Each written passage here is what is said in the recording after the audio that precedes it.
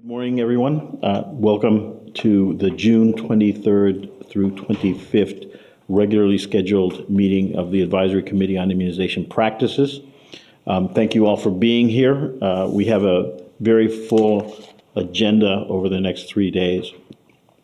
I'll now turn it over to Dr. Cohen for comments and then proceed to taking the role after that. Dr. Cohen.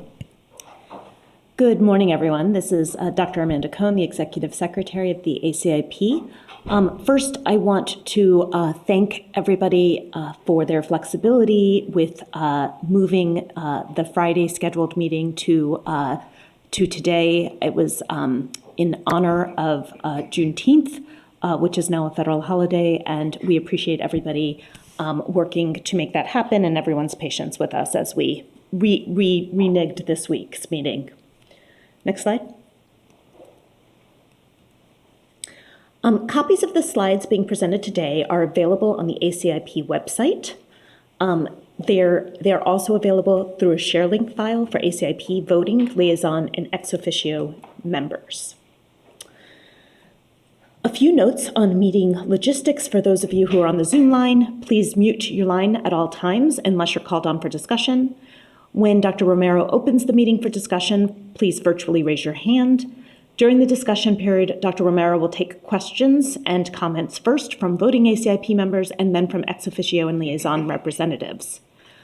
We will stay on schedule as much as possible per the meeting agenda.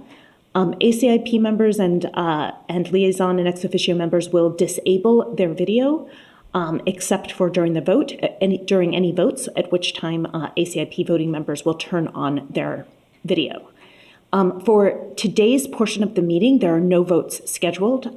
There is, however, a public comment period both today and tomorrow during the afternoon. The purpose of the public comment meeting is to maximize opportunities for comment. The first public comment period takes place at approximately 2:30 today, and the second oral public comment period will occur tomorrow afternoon at 3:45. Both of these are Eastern Standard Time.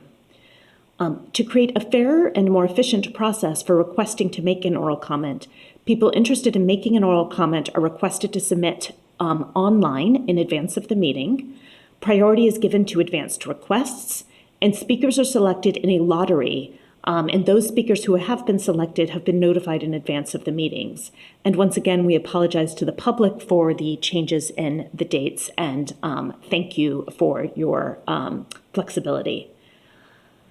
Members of the public can also submit written public comments via regulations.gov using docket number ID CDC-2021-0034. Information on the written public comment process, including information on how to make an oral public comment, can be found on the ACIP meeting website. All ACIP members have access to the regulations.gov docket and have had the opportunity to review the public comment and will continue to do so. These public comments are also available for the public to read at regulations.gov. As noted in the ACIP Policies and Procedures Manual, members of the ACIP agree to forego participation in certain activities related to vaccines during their tenure on the committee. CDC has issued limited conflicts of interest waivers. Members who conduct vaccine clinical trials or serve on data safety monitoring boards may present to the committee, but these members are prohibited from participating on committee votes on issues related to those vaccines. At the beginning of each meeting, ACIP members will state any conflicts of interest, and they will repeat any conflicts of interest prior to any scheduled vote. Next slide. We are currently soliciting applications and nominations for candidates to fill upcoming vacancies on the ACIP. Detailed instructions for submission of names of potential candidates are available on the ACIP website.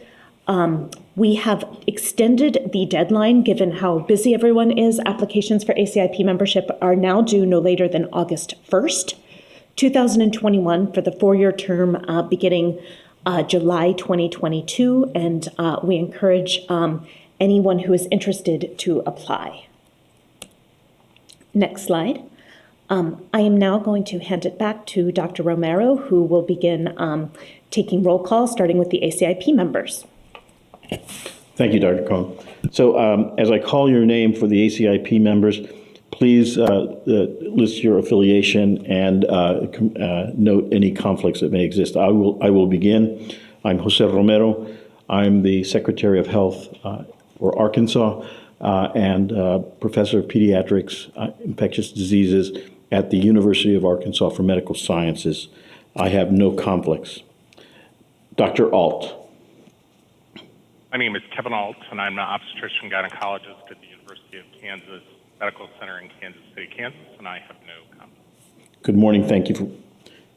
Ms. Bata.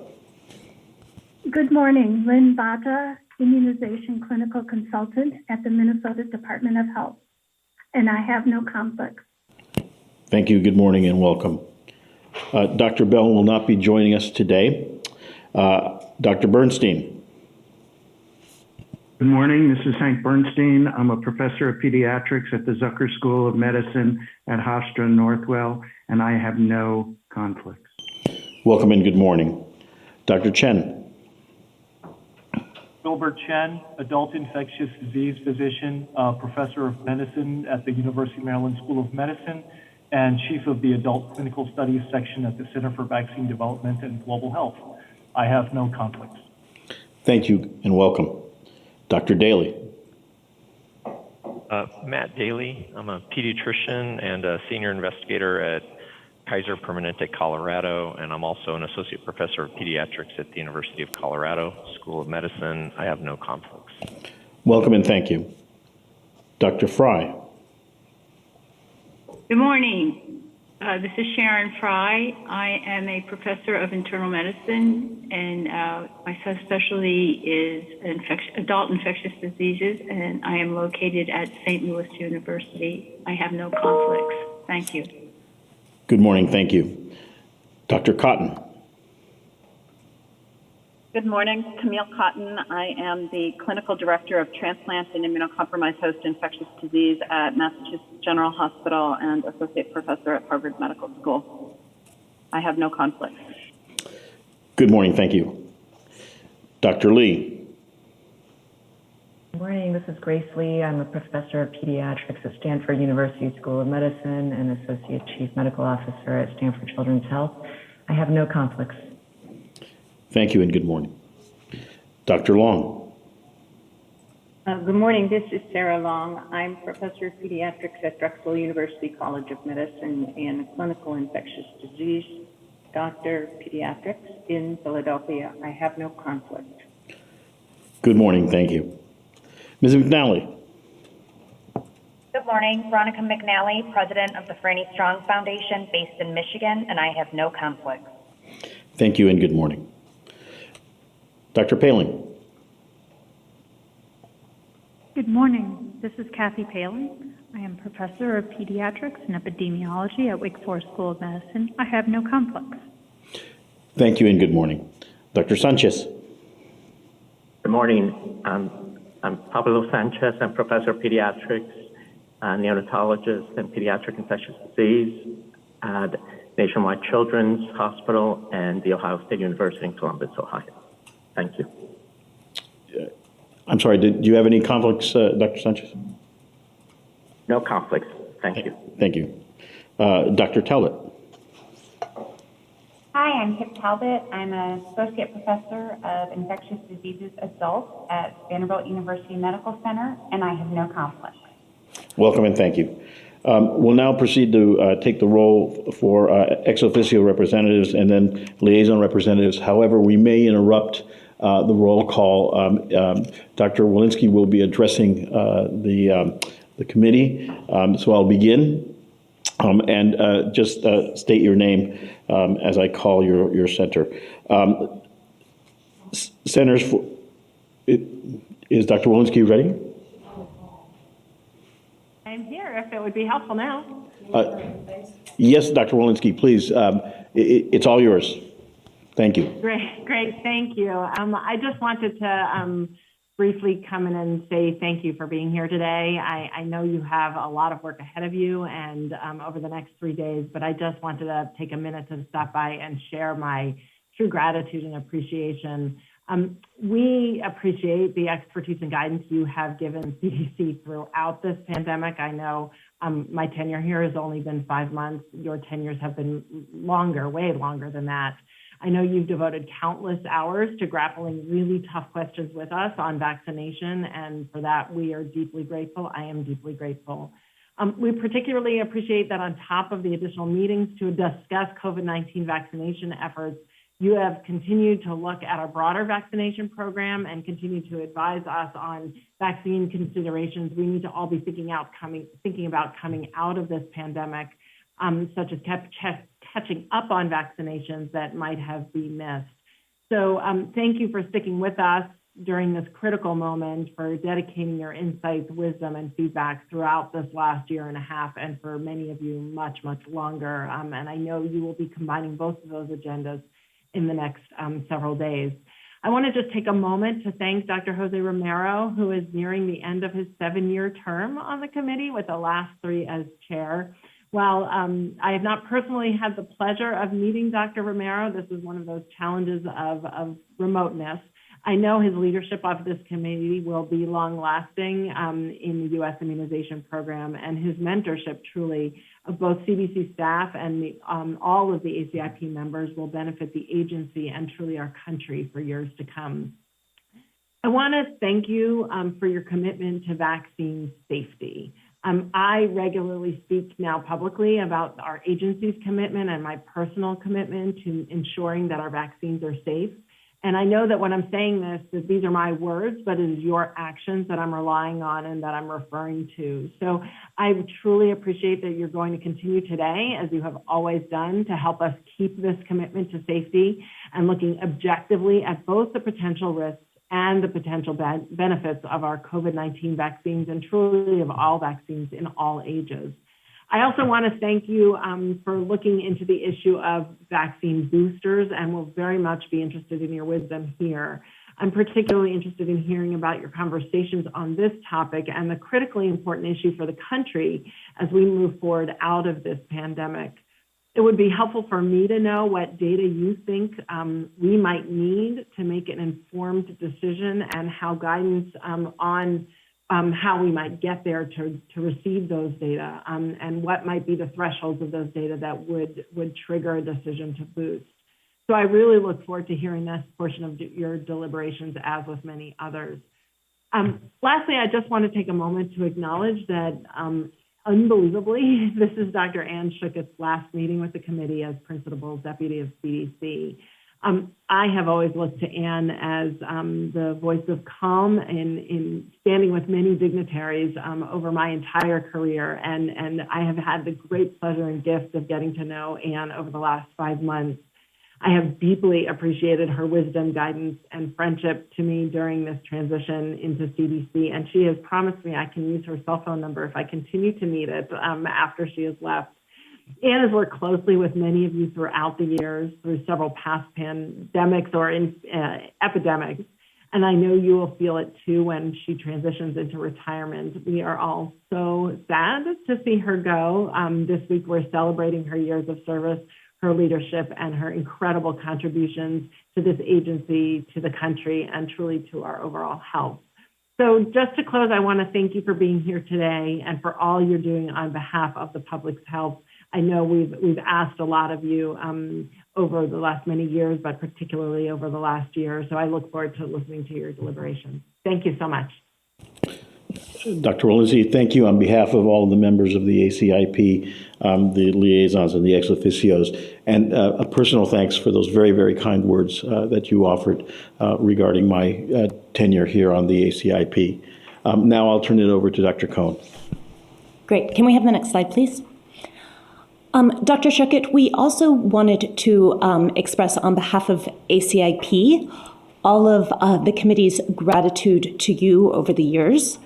Since 2006, you have either, and even before then, but you have either been at the helm of the ACIP meetings or looking down on us from your office since you've been principal deputy or attending. And we are so grateful for your early recognition of the importance of an evidence-based recommendation process, which, as all of you know, has been so critical to us over the last 18 months.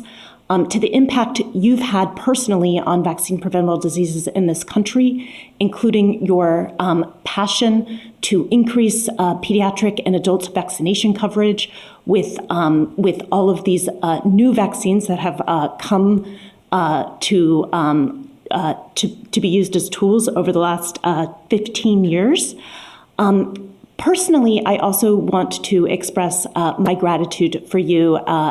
My early days of ACIP as a meningococcal work group lead, a member of ACIP at the time told me that I would always have professional challenges because of 3 factors. And those factors were that I was female, I was short, and that I looked younger than my age.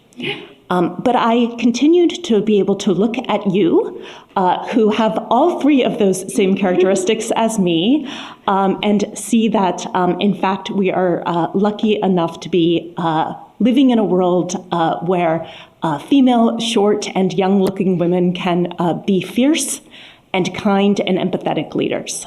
So thank you on behalf of all of the ACIP, and we will miss you greatly. But we look forward to your continued input from your retirement over the years. I'll turn it back over to you, Dr. Romero, for a roll call. Thank you very much. So we'll continue with the roll call. Centers for Disease Control and Prevention. Good morning. This is Melinda Worden from the National Center for Immunization and Respiratory Diseases. Good morning and welcome. Centers for Medicare and Medicaid Services. Good morning. This is Mary Beth Hans representing CMS. Good morning. Food and Drug Administration. Good morning. Doran Fink for the U.S. Food and Drug Administration Office of Vaccines. Welcome. Good morning. Health Resources and Services Administration. Good morning. This is Mary Rubin from the Division of Injury Compensation Programs, HRSA. Thank you and good morning. Indian Health Service. Good morning. This is Captain Thomas Weiser representing Indian Health Service. Good morning. Thank you. National Institutes of Health. Good morning. This is John Beigel, National Institute of Allergy and Infectious Disease, NIH. Welcome and good morning. Office of Infectious Diseases and HIV/AIDS Policy. Good morning. This is David Kim, OIDP in the Office of the Assistant Secretary for Health. Welcome and good morning.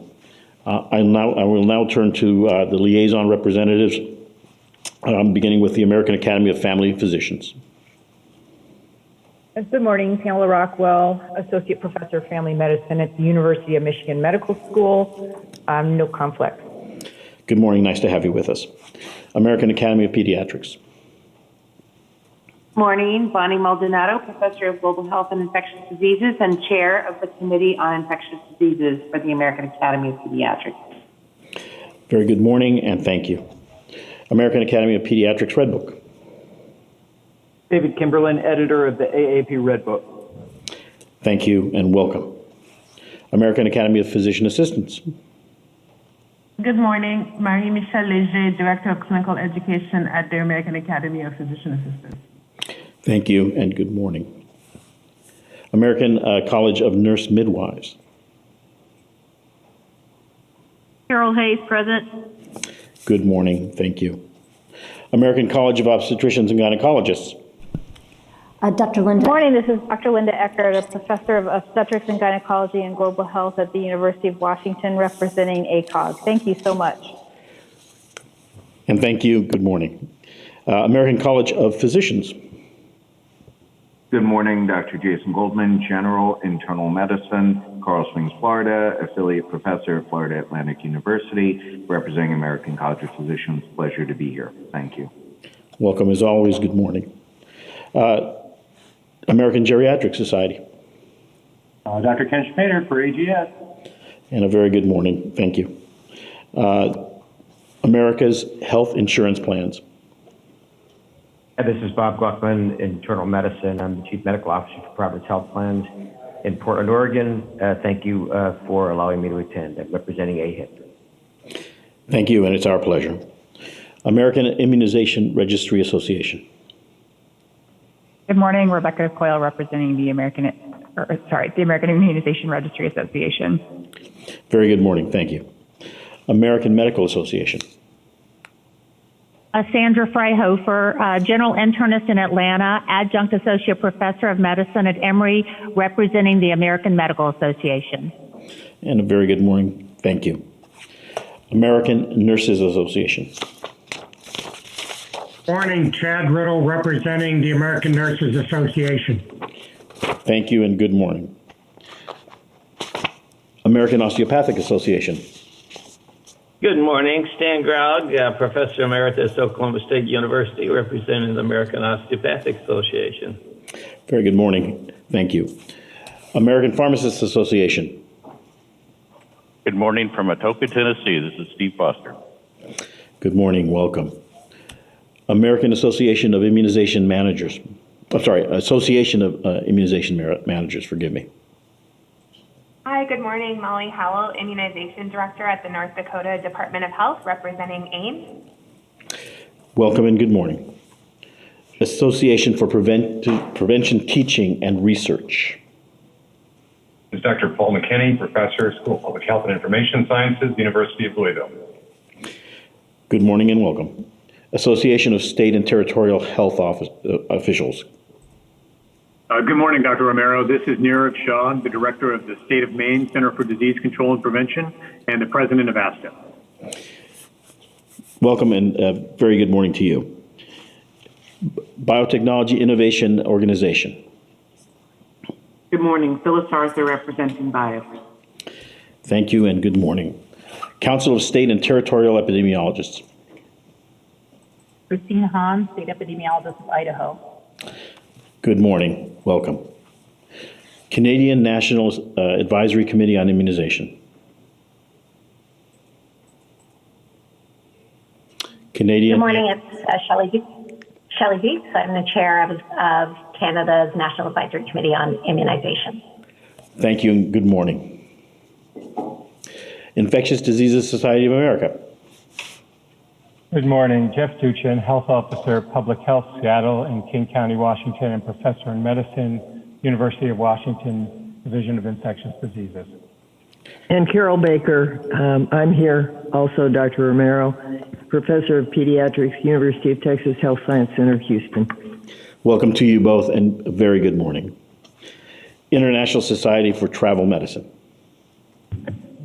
Good morning, Elizabeth Barnett, here for the ISTN. Thank you and good morning. National Association of County and City Health Officials.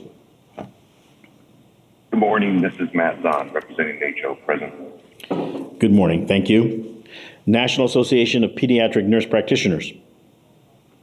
Greetings. Patsy Stinchfield, representing NAPNA. Thank you and good morning. National Foundation for Infectious Diseases. Good morning. This is Dr. Bill Schaffner. I'm a professor of preventive medicine and infectious diseases at Vanderbilt and the medical director of the NFID. Good to be with you. Wonderful to have you and good morning. National Medical Association. Good morning, Pat Whitley Williams, Pediatric Infectious Disease, Rutgers Robert Wood Johnson Medical School. I'm representing the National Medical Association. Thank you. Thank you and welcome. Pediatric Infectious Diseases Society. Good morning, Sean O'Leary, representing PIDS. Very good morning. Welcome. Pharmaceutical Research and Manufacturers of America. Good morning, Corey Robertson, present. Good morning and welcome. Society for Adolescent Health and Medicine. Hi, good morning, everyone. It's Dr. Amy Middleman, and I'm representing SAM. Thank you and good morning.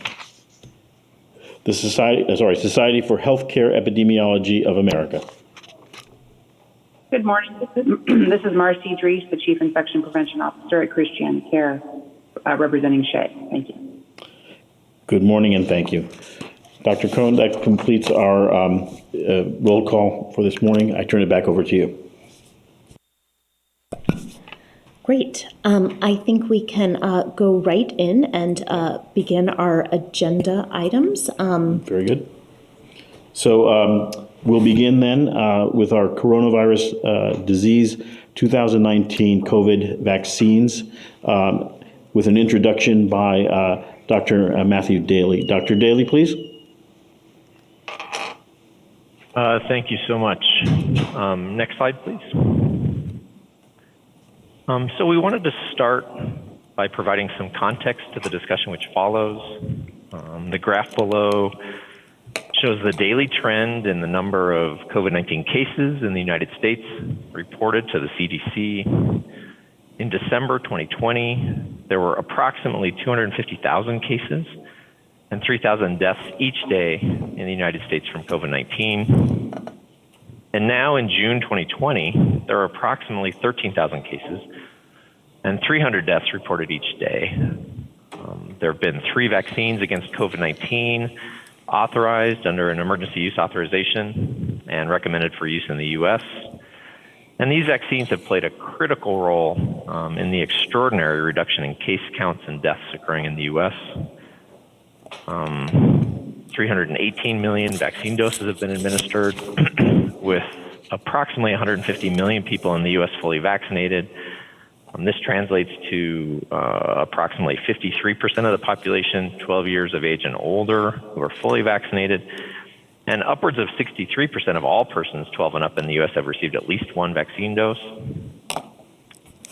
And this epidemiologic curve of case counts stands in stark contrast to the epidemiologic curves in many other parts of the world, where vaccines are scarce and waves of COVID-19 cases and deaths have continued unabated. Next slide, please. In the time since the last ACIP meeting, the COVID-19 vaccines work group has been meeting weekly.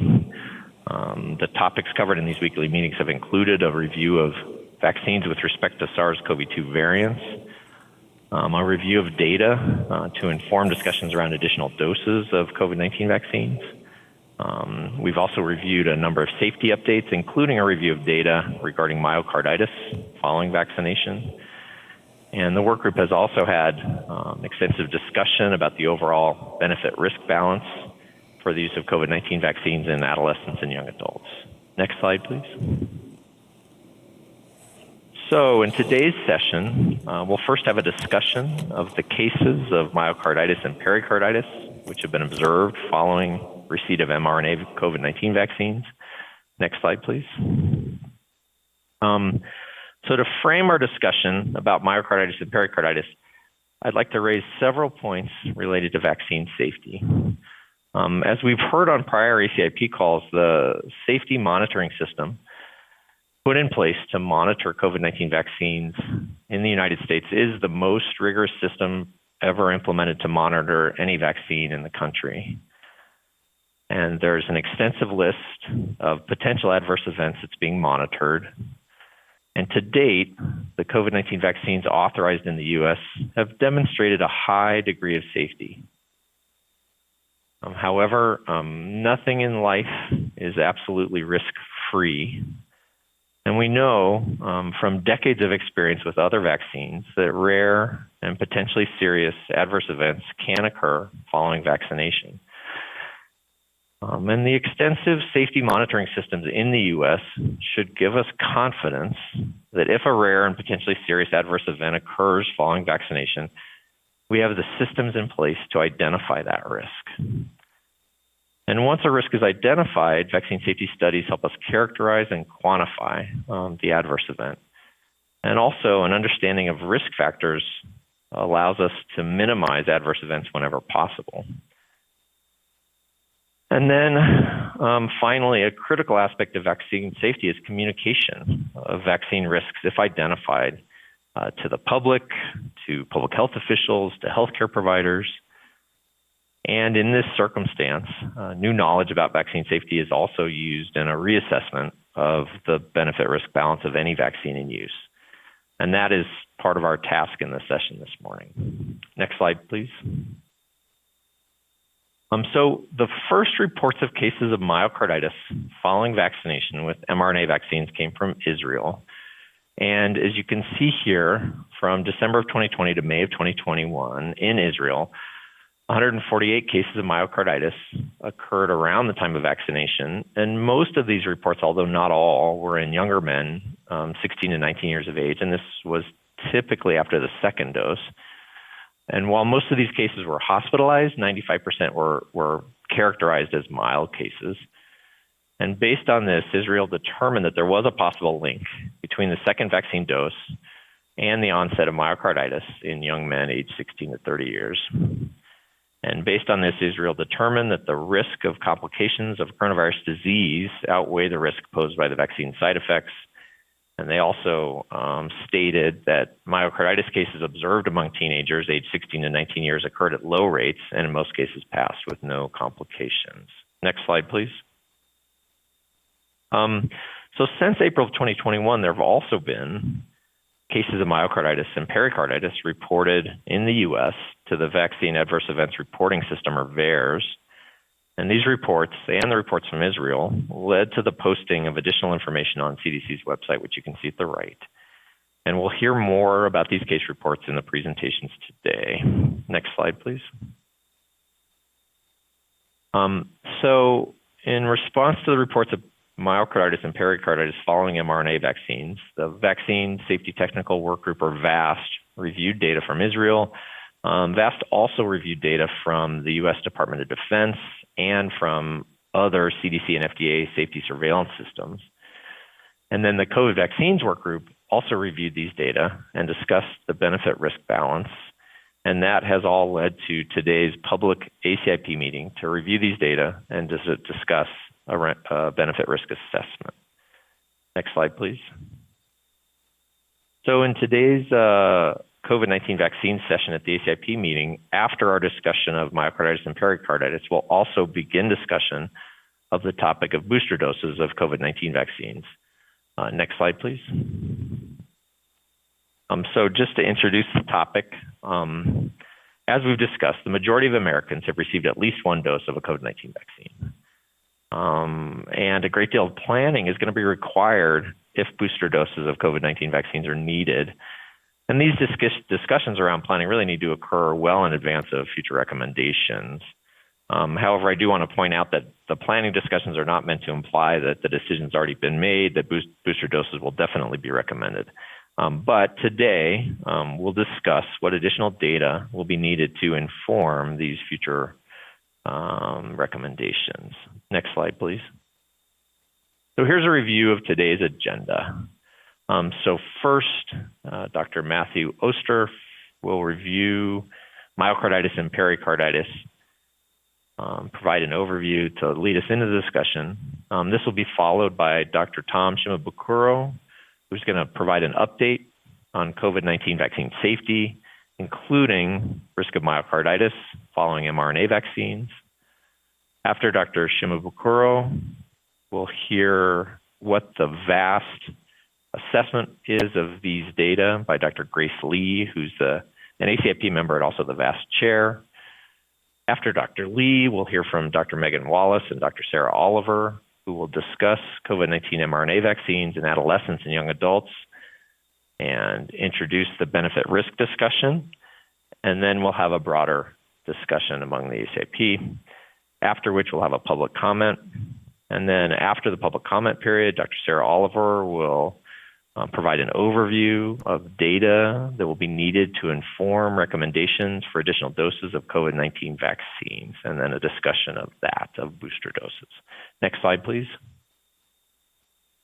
I want to extend my heartfelt thanks to all of the ACIP members, the ex officio and government members, the liaisons, and the consultants to the COVID vaccines work group, and in particular, the tremendous leadership of the CDC lead, Dr. Sarah Oliver. Next slide, please. And a really long list of tremendous CDC participants who helped the COVID-19 vaccines work group with all of this deliberation. Next slide, please. Thank you very much. I will turn this over to Dr. Oster. Thank you, Dr. Daly. Dr. Oster will now present overview of myocarditis and pericarditis. Dr. Oster, the podium is yours. Great, thank you very much. So good morning, I'm Dr. Matthew Oster. I'm a pediatric cardiologist at Children's Healthcare of Atlanta and Emory University, but I also work at CDC, recently on the COVID-19 vaccine task force. I'll be giving a brief overview, just an introduction to make sure people understand myocarditis and pericarditis. Next slide. Next slide. All right, so first, what are we talking about when we mention myocarditis and pericarditis? So myocarditis, strictly speaking, is inflammation of the myocardium or the heart muscle. And we're not talking about myocardial infarctions or heart attacks, which typically affects the coronary arteries. Instead, we're talking about an inflammatory process that involves the actual muscle of the heart. Pericarditis is a similar process, but instead of involving the heart muscle, it involves the pericardium, which is the lining around the heart. And often these two entities can occur together. They have similar mechanisms. And when they do both occur together, we'll use the term myopericarditis. Next slide. So myocarditis has been around for a long time. It's not a new disease, but there have been some updates in how we can recognize it and diagnose it. And so for the purposes of surveillance, CDC has drafted this definition that is being used. And we think of myocarditis as probable cases and confirmed cases, although for the purposes of surveillance, both are counted. And so for a probable case, first, we'll look for symptoms. Typical symptoms associated with myocarditis include chest pain, which may also be described as pressure or discomfort, dyspnea, shortness of breath, or palpitations. There can be other symptoms, especially GI symptoms or fatigue symptoms, especially in younger children. Second, a number of tests can be performed, and to make the diagnosis of myocarditis, we're looking for an abnormality in at least one of these types of tests. Specifically, elevated troponin, certain findings on electrocardiogram, decreased cardiac function on echocardiogram or MRI, or cardiac MRI findings that are consistent with myocarditis showing evidence of inflammation. And importantly, we want to make sure that there's no other identified cause, like a structural abnormality or a myocardial infarction that is leading to these abnormal testing values. For confirmed myocarditis, again, we're looking for the presence of symptoms, and the testing can either be on biopsy, so that's getting tissue, from the heart, or if you have an elevated troponin and MRI findings consistent with myocarditis, we'll consider you confirmed. And again, no other identified cause. And these definitions are primarily used for looking at clinical myocarditis, which is the primary ones that we are looking for in surveillance at this time. But I will point out that there can be subclinical myocarditis, in which case you may have some of these abnormal findings, but without the presence of symptoms. Next slide. For pericarditis, there's a well-established definition that CDC has been using, and it states that you need to have two of any of these four findings. So chest pain, and there's a certain type of chest pain that we typically see with pericarditis. A pericardial rub audible by stethoscope on the physical exam, abnormal electrocardiogram finding, or pericardial effusion on echocardiogram or an MRI. For the remainder of this talk, I'll be speaking primarily about myocarditis, since that is the one that is most concerning and most prominent that we are seeing. Next slide. So what is the past epidemiology of myocarditis? I mentioned this has been around for a long time, and we've taken care of it quite a bit. In children, we know that the annual incidence on average is about 0.8 per 100,000. But as you can see, kind of has a bimodal peak. We tend to see it a lot in infancy, and then you can have cases throughout childhood. But once patients start reaching adolescence, you start seeing an uptick in the number of cases, such that the annual incidence in this recent study was about 1.8 hospitalizations for myocarditis per 100,000 in 2015 and 16. In traditional myocarditis, there is a predominance of this affecting males more than females. And traditional myocarditis, tends to, have a length of stay of about 6 days and can range from mild to severe. There can be some kids who are quite affected in, traditional myocarditis. In adults, we similarly see that the peak incidence is in, the younger adults, and then that does decrease with age. And again, it does have, a male predominance, especially, in the younger age groups. Next slide. Now, traditionally, there are many different types of causes of myocarditis. Most typical myocarditis we think of is often, has a viral trigger. A classic story would be someone who can have just mild viral symptoms, for a few days, they may get better, and then a couple of weeks later, all of a sudden start showing signs or symptoms of myocarditis as the immune system is ramped up. In a traditional myocarditis, an exhaustive search is often undertaken to look for potential causes, especially viral causes, although there are others that can lead to it. Although I will say that very often no specific cause is identified. Next slide. So how do we treat myocarditis? So for traditional myocarditis, supportive care has been the mainstay of therapy. So if they need oxygen for support or fluids if they're dehydrated, really, supporting the body's response to this. And that's kind of been the first line for post-vaccine myocarditis as well. As needed, if there are effects on the heart, such as arrhythmias or decreased heart function or congestive heart failure, specific medicines or therapies can be, implemented, for each particular case.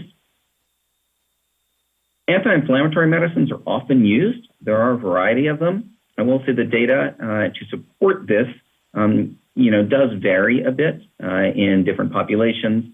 And that includes the use of NSAIDs or steroids or even IVIG, for its anti-inflammatory properties. The use of anti-inflammatory medicines will vary by patient situation, by their age, or by the hospital that they are at. For most post-vaccine myocarditis, many kids have been responding to just minimal treatment with some anti-inflammatory medicine. In traditional myocarditis, in severe cases, you can consider mechanical support, or heart transplant. But importantly, in traditional myocarditis, it's been recommended to have exercise restriction while the heart recovers. The American Heart Association and the American College of Cardiology recommend, restriction from competitive sports for about 3 to 6 months until you can show documentation that the heart has recovered from this acute process. And so many places are also implementing these same guidelines for post-vaccine myocarditis, given the uncertainty. Next slide. So what do we know so far that's been published in the literature about myocarditis after mRNA COVID-19 vaccine? There have been a few reports, and I'll summarize just a couple of them here. So in the United States, there was a paper published in Pediatrics looking at adolescents, and this looked at 7 males who were previously healthy, who developed myocarditis within 4 days of their second mRNA vaccine. All of these individuals had abnormal troponin levels, EKG findings, and MRI findings. And 3 of them, their symptoms improved with NSAIDs alone, and 4 of them did receive IVIG and steroids. All of these patients were discharged to home after about 2 to 6 days in the hospital with a median of 4 days, and they are currently being restricted from exercise. Most recently, there's a paper by Rosner et al. Published in Circulation that looked primarily at adults. So this paper reported 7 patients, but only 6 of those were after mRNA vaccine. They had 5 males that were 19 to 39 years old who presented with 4 days of their second dose.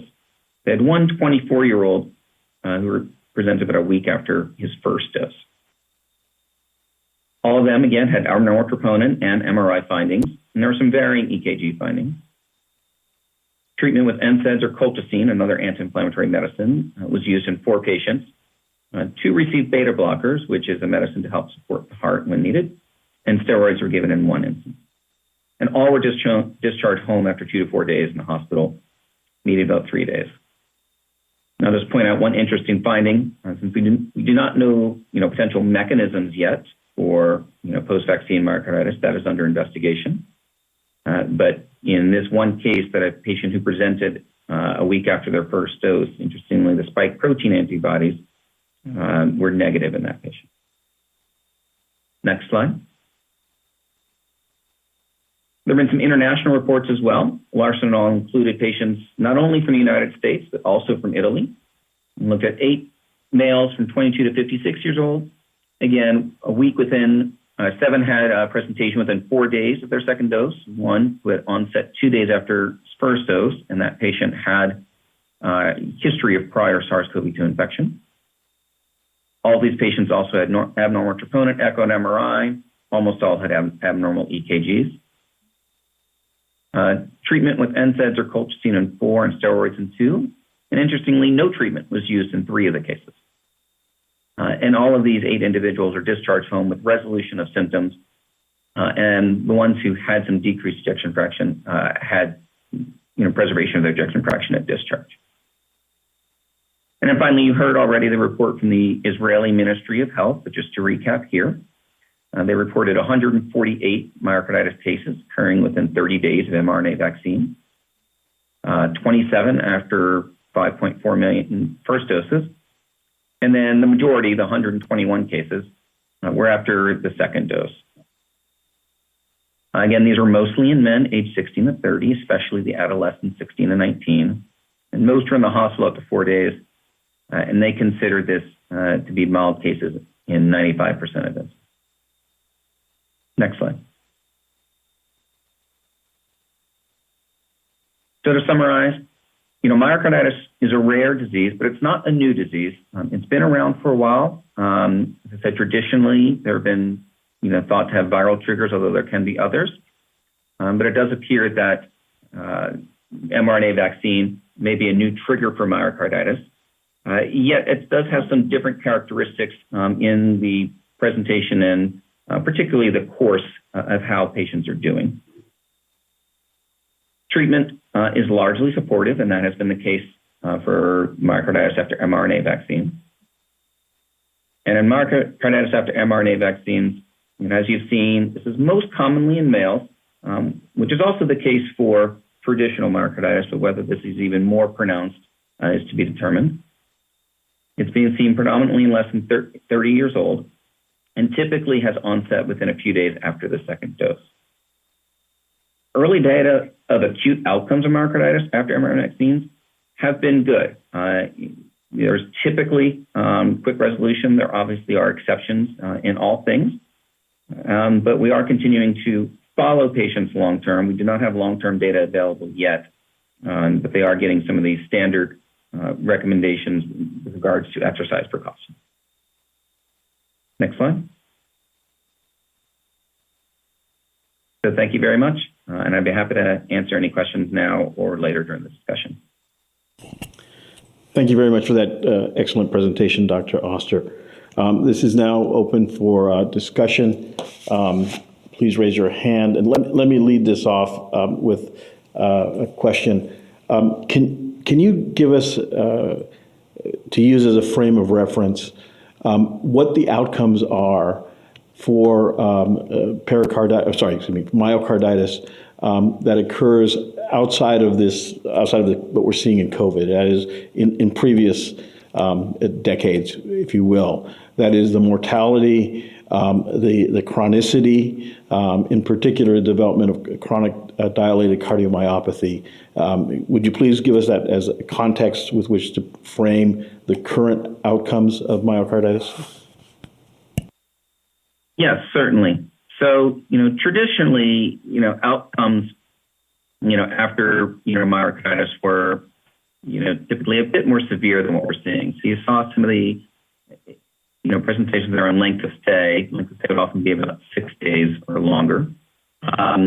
There's definitely a higher risk of mortality or need for heart transplant and the like. Prior studies, in children at least, the risk of mortality was as high as about 4 to 7%, and heart transplant about 4 to 9%. We haven't seen, numbers that high in the post-vaccine myocarditis group for sure.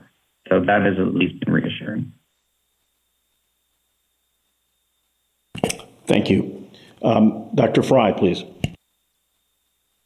Thank you. I had a similar question, and I was just wondering, we do have some denominator information in the Israeli Ministry of Health paper, and I was wondering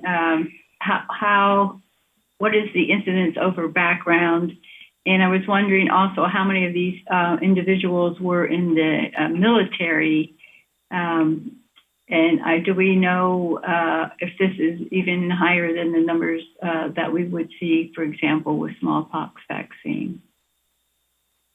You may not know the answer to that third question.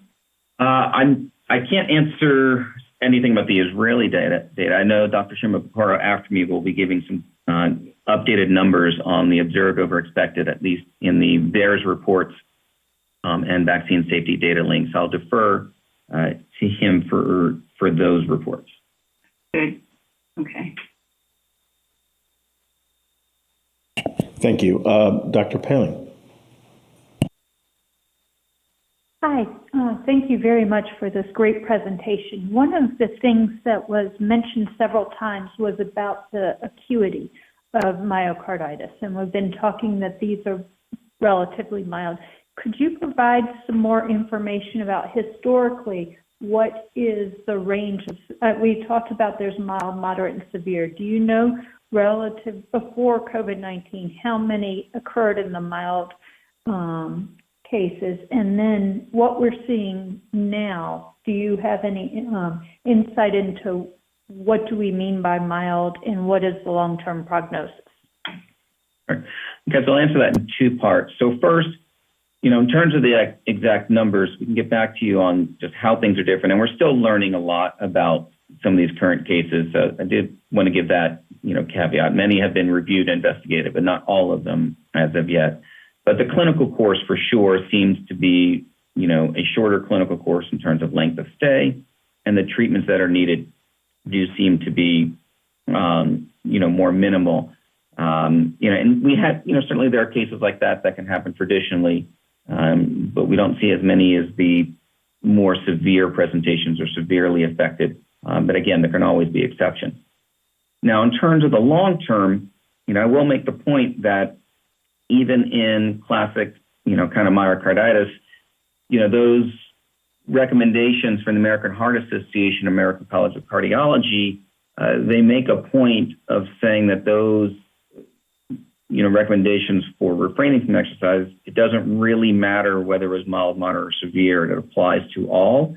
And the rationale for that is, even after symptoms improve, you can still have some inflammation of the heart and eventual scarring of the heart, which, could be a nidus for, some arrhythmia or other concern. So making sure that the heart fully recovers. One of the, biggest identified risk factors for that isn't necessarily the severity of the clinical course, but some of the MRI findings that have been seen. But also for sure, if you have history of prior, arrhythmias or other, concerning, can play a factor into that as well.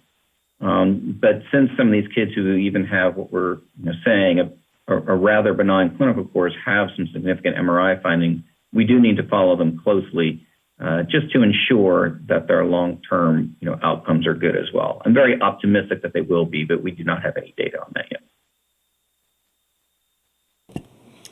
Thank you. Dr. Bernstein. Thank you for building a foundation around myocarditis and pericarditis.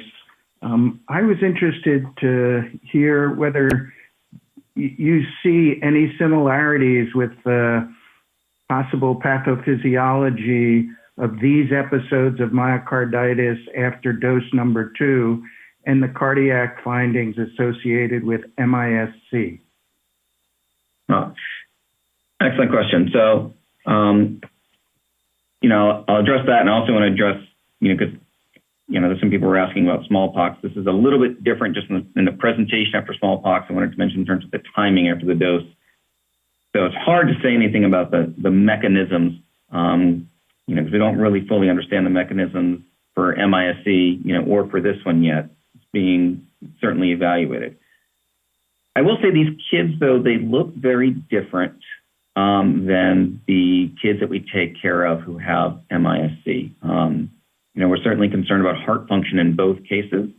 The kids with MIC, they just look sicker, especially when we've seen more severely affected ones. But we're still early on, in understanding this myocarditis. So it's hard to really compare the two. I will say the kids with MIC tend to often have, other systemic findings that we're not seeing in the myocarditis group. They can often have, pretty severe abdominal pain and gastrointestinal findings. They can often have mucocutaneous findings, especially conjunctivitis. They can often have rash, neuro findings, and some other abnormalities.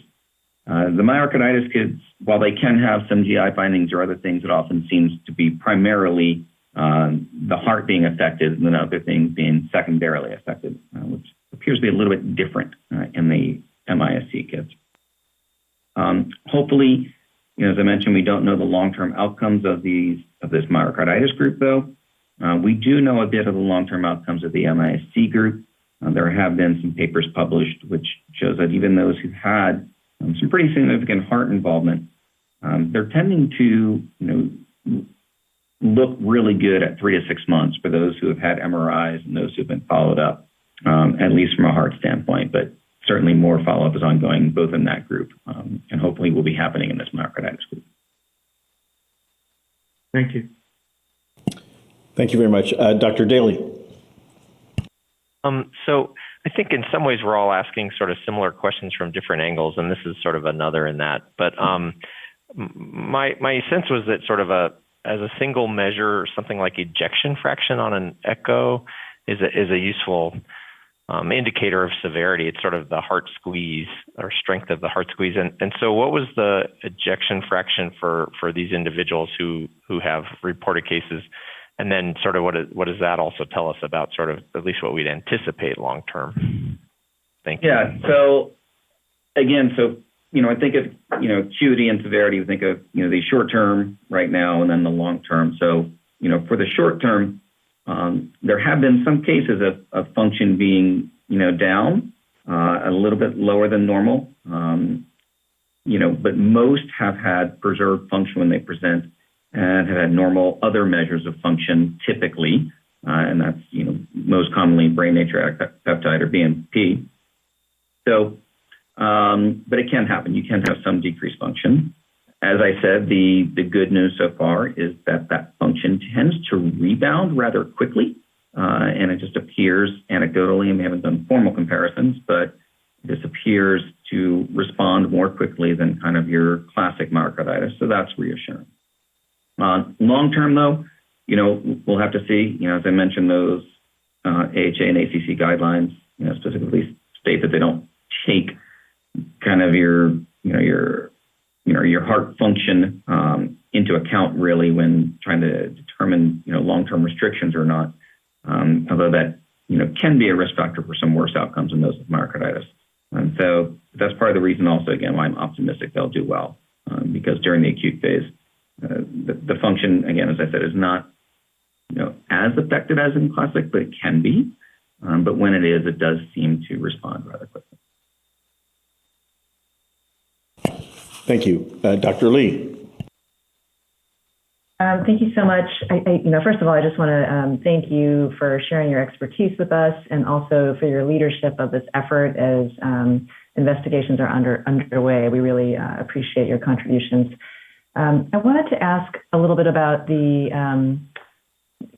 of the cases of MIS-C that I've seen. There are sometimes cases that don't meet the classic definition of MIS-C either, and wondering if you can comment on the impact of COVID-19 infection on the heart that, in cases that don't necessarily meet all the criteria for MIS-C, and if you have a, clinical sense of what those cases look like in general.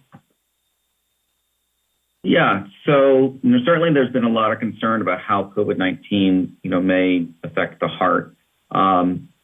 Interestingly, from a clinical standpoint and what we're seeing in the hospital or clinic, primary heart involvement reaching clinical concern is quite rare. The biggest concern has been MIS-C, at least in the adolescent population.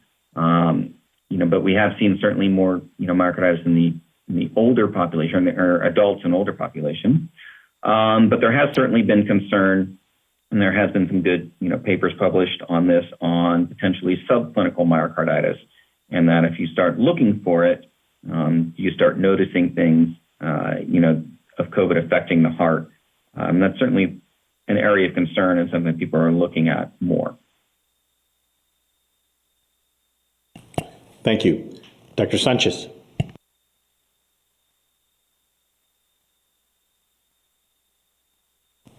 Dr. Sanchez, you may be muted.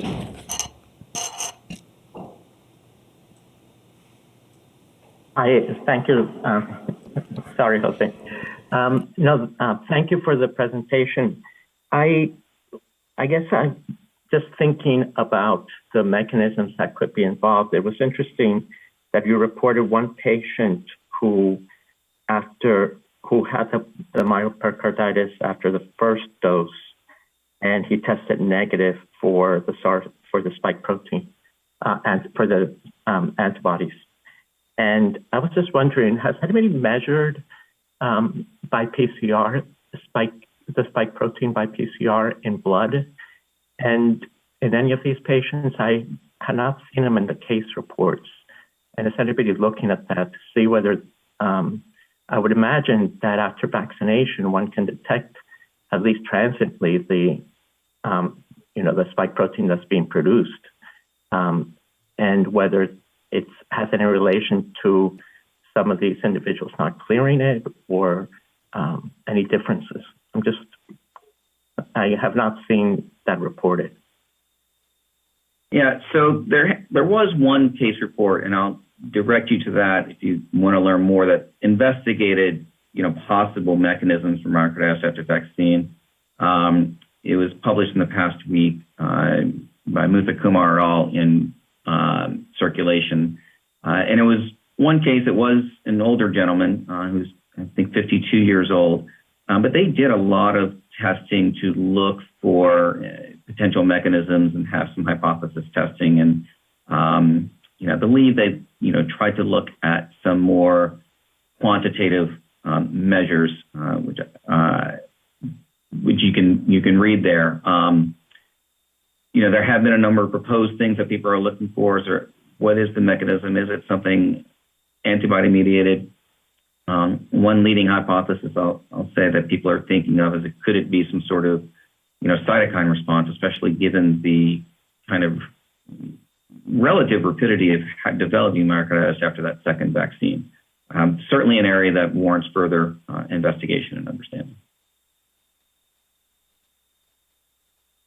Anyone investigated whether the blood by PCR is positive in these patients versus some others? Oh, yes. So in these patients, looking for at least active COVID infection or evidence of prior COVID infection with nucleic acid antibodies is routine and is actually recommended to look for other causes.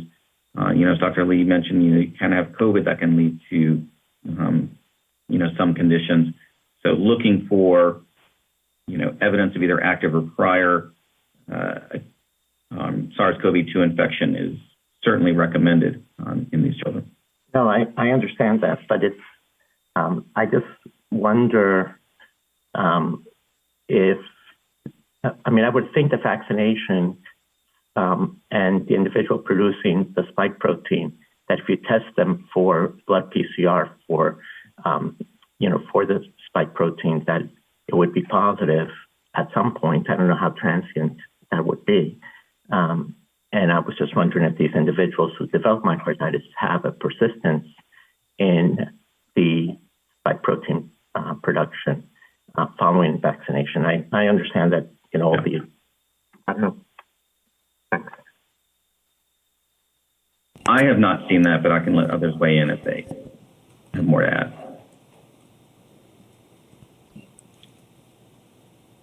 So let me follow up with a question related, I think, to what Dr. This is Jose, related to what Dr. Sanchez was asking.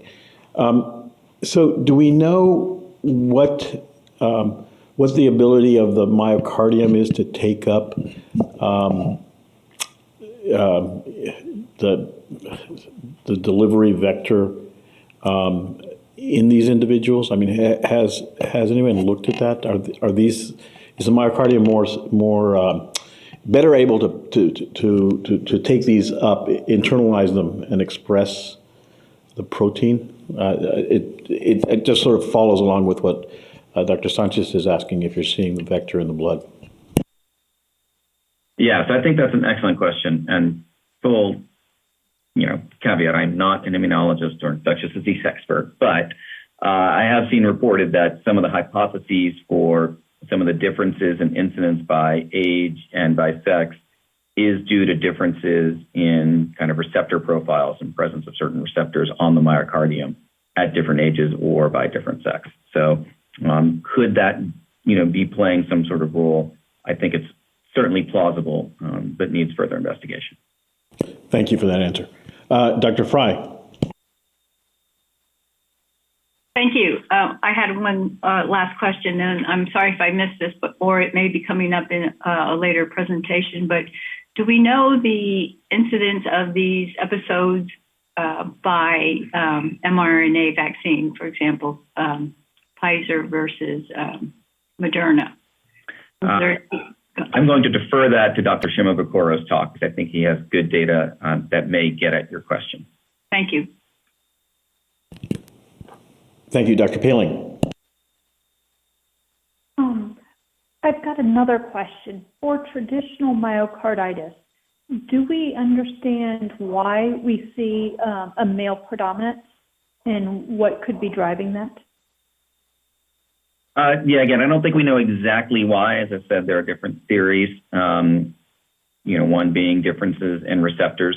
Certainly we think there's, maybe some other, some sort of predisposition to that. I don't think it's necessarily because, anything in activity or just different diagnosis, because we see that difference at the younger ages, not just older ages. I'm not sure we know exactly why, but it's worth looking into more. Thank you. I'd like to open this up to the liaison representatives if they have any questions at this time. I'm not seeing any hands.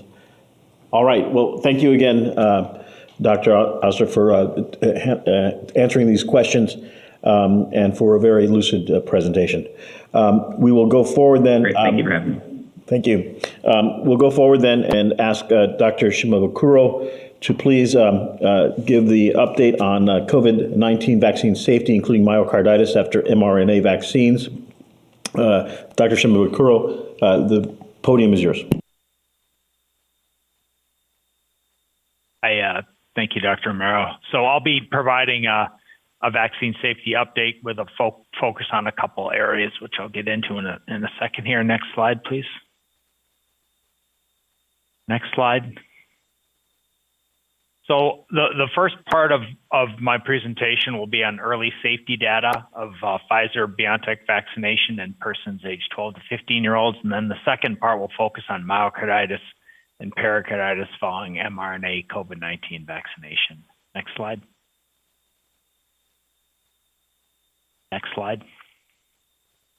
So we'll start off the presentation on vaccine safety or safety of Pfizer-BioNTech vaccination in 12 to 15-year-olds with data from vSafe, which is our smartphone-based active surveillance system, which uses text messaging and web surveys to monitor for adverse events. The monitoring during the first week post-vaccination is largely focused on local and systemic reactions with health impact assessment questions, and that will be the focus of this data. Next slide. So on May 11th, vSafe age limits expanded to allow registration down to 12 years of age at dose 1. And as of June 13th, for persons 12 to 15 years of age after the Pfizer vaccination, there were just over 57,000 with at least one health check-in during days 0 to 7 after dose 1, and almost 16,000 with at least one health check-in during days 0 to 7 after dose 2. I'll mention that many of these health check-ins may be done by a parent or a caregiver who is responsible for registering the patient. Next slide. So this is a side-by-side comparison of the top solicited reactions during days 0 to 7 in 12 to 15-year-olds versus 16 to 25-year-olds. And we chose the 16 to 25-year-old comparator group because that's the same comparator group that was used in the clinical trials. And this is a dose 1 versus dose 2 for pre-specified and self-reported reactions. As you can see, the overall patterns for the 12 to 15-year-olds and the 16 to 25-year-olds are similar. Injection site pain and certain systemic reactions are common and are more common after dose 2, at least for systemic reactions, than for dose 1. If anything, we're seeing slightly less self-reported solicited reactions in 12 to 15-year-olds compared to 16 to 25-year-olds. Next slide. So these are the results of the health impact assessments, and these three areas are unable to work, unable to do normal daily activities, or required medical care. I will say that I think that the responses for unable to work may be influenced by the actual question. Unable to work, probably most 12 to 15-year-olds and are not working, and we are going to modify this question to include school attendance to make it a little more comparable. As you can see, for the unable to do normal daily activities and required medical care, for the two groups, they're quite comparable, and unable to do normal daily activities is reported more frequently after dose 2 for both age groups, and slightly more frequently required medical care is reported slightly more frequently after dose 2, but both for dose 1 and dose 2 requiring medical care, those are very low rates. Next slide. So I'm going to move into VAERS data. Again, VAERS is our spontaneous reporting or passive surveillance system that's co-managed by CDC and FDA. Next slide. Just want to mention that VAERS accepts all reports from everyone regardless of the plausibility of the vaccine causing the event or the clinical seriousness of the event. There are specific reporting requirements for the COVID-19 vaccines under emergency use authorization, and CDC encourages reporting of any clinically meaningful adverse event following an immunization. The key strengths of VAERS are it can rapidly detect potential safety problems and can detect rare adverse events. The key limitations are inconsistent data quality and completeness, reporting biases, and a general inability to determine cause and effect from VAERS data alone. Next slide. So this is actually a schematic that's taken from a publication in Vaccine, which demonstrates an adverse event timeline and really shows you what is actually in VAERS.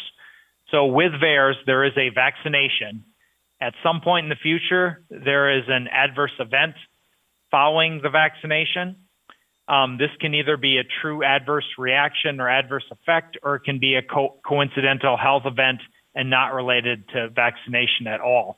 The time between the vaccination and symptom onset or diagnosis is called the onset interval. And then for VAERS, at some point in the future, there is a decision to submit a VAERS report, either again by the patient or the parent or caregiver, or the healthcare provider or the manufacturer or another, or to the manufacturer or another reporter. Again, a report to VAERS does not necessarily mean that the vaccination caused a health problem. Next slide. So this is a general table showing reports to VAERS after Pfizer COVID-19 vaccination in persons 12 to 15 years and using the same comparator, individuals 16 to 25 years. You'll see that there are about 25 at the time of this analysis, June 11th, there are about 2,500 VAERS reports in the 12 to 15-year-old age group. There are more in the 16 to 25-year-old age group, but this vaccine had been authorized for use for a much longer period of time. The crude reporting rates are fairly comparable, 422 per million in 12 to 15-year-olds and 592 per million in 16 to 25-year-olds. And the percent of non-serious to serious adverse events are very similar, about 96% non-serious and about 6% serious, and that's similar to other vaccines routinely given in these age groups. Next slide. These are the most commonly reported adverse events to VAERS after the Pfizer-BioNTech vaccination. Again, looking at the same two age groups. You can see that in the 12 to 15-year-olds, there's what appears to be adverse events that we would commonly associate with vasovagal or pre-syncope, syncope type reactions, plus some systemic reactions, and a fairly similar profile in 16 to 25-year-olds. So overall, the safety profile in the 12 to 15-year-olds is consistent with what was observed in the pre-authorization clinical trials, and consistent and similar to the safety profile observed in 16 to 25-year-olds in post-authorization safety monitoring. Next slide. So now I'm going to move on to myocarditis and pericarditis. Next slide. So the first part of this presentation will focus on VAERS data, which I just described the system. Next slide. And I want to mention that our clinical immunization safety assessment project participated in reviewing individual cases of myocarditis and pericarditis, and also provided expert feedback on the development of the CDC working case definitions for myocarditis and pericarditis. Next slide. So these are a table showing preliminary myocarditis and pericarditis reports to VAERS following mRNA COVID-19 vaccination by dose number. By preliminary, it means that these are reports that are identified through the VAERS database using MEDRA code searches, or ones that are pre-screened by the VAERS contractor and identified because they are suggestive of myocarditis or pericarditis and are brought to CDC's attention, or reports that we either become aware of because we're contacted by healthcare providers and we can help them submit a report, or they've already submitted a report and are contacting us, and we are able to go in and access that report rapidly. Some of these reports have been followed up on, reviewed, and adjudicated. Others, that follow-up, review, and adjudication process is ongoing. And this is after about 300 million mRNA doses administered. I think that the general pattern here is you can see that there are more reports after dose 2 than after dose 1. There are a small number, relatively small number of reports with an unknown dose, and for moving forward, we're going to focus on reports where we have dose number because that factors into our analysis. Next slide. So these are the characteristics of these reports following dose 1 and dose 2. And I think some of the main points on this in this table are that the median age of patients experiencing myocarditis or pericarditis following mRNA COVID-19 vaccination is younger for dose 2, 24 years compared to 30 years. The median time to symptom onset after dose 2 is a little bit shorter, 3 days compared to 4 days. And for dose 2, there is a stronger male to female preponderance of reports. It's 79% to 20% after dose 2 compared to 66% to 33% after dose 1. Next slide. So this is a figure looking at vaccination by age and looking at reports by age and dose number. And I think the take home here is you can see the dose 2 reports are in red, the dose 1 reports are in blue. And you can see that most of these, and it's truncated after 50 because after about the mid-20s, it really flattens out. That most of these reports are occurring in individuals in their late teens and early 20s. And this is really more pronounced for the dose 2 reports compared to dose 1 reports. But for both, they tend to cluster in the late teens, early 20s. Next slide. These are looking at reports by dose number and time to symptom onset. Again, dose 2 in red, dose 1 in blue. And we've truncated this after 29 days. But you can see after about 6 or 7 days, these really do flatten out. And we have a clear pattern of clustering, and you'll see this later in the VSD data as well, a clear pattern of symptom onset clustering in these several days after vaccination, with most of these occurring within a week of vaccination. Next slide. So this graph here is limited to reports in individuals less than 29 years of age and less. Much of our analysis focuses on these younger age groups because this is where we're seeing most of the reports, especially the recent reports. So this is limited to the 484 preliminary myocarditis and pericarditis reports in individuals 29 years and younger. Chest pain is the most common presenting symptom. Dyspnea is also common, though less common than chest pain. And as far as diagnostics, ST and T wave changes on ECG and elevated troponins commonly documented in the reports, and then also a substantial number documenting abnormal echocardiography or imaging, which is often MRI, noted in the reports. Next slide. So of these 484 reports in persons less than 29, 323 have met the CDC working case definition of myocarditis or pericarditis or both, so myopericarditis, and 148 are under review. I want to just mention or clarify that we currently this is a combined category, so we're combining both of these conditions and these conditions when they occur together into a single outcome. Of these 323 reports that met case definition, 309 were hospitalized. 295 at the time of this analysis were discharged. And 218 of these 295, almost 80%, are known to have recovered from symptoms at the time of the report. Relatively small number were not hospitalized. These were seen in the emergency department, urgent care, or as outpatients. Next slide. This is a reference slide showing the case definition for myocarditis. Next slide. This is another reference slide showing the definition for pericarditis. Next slide.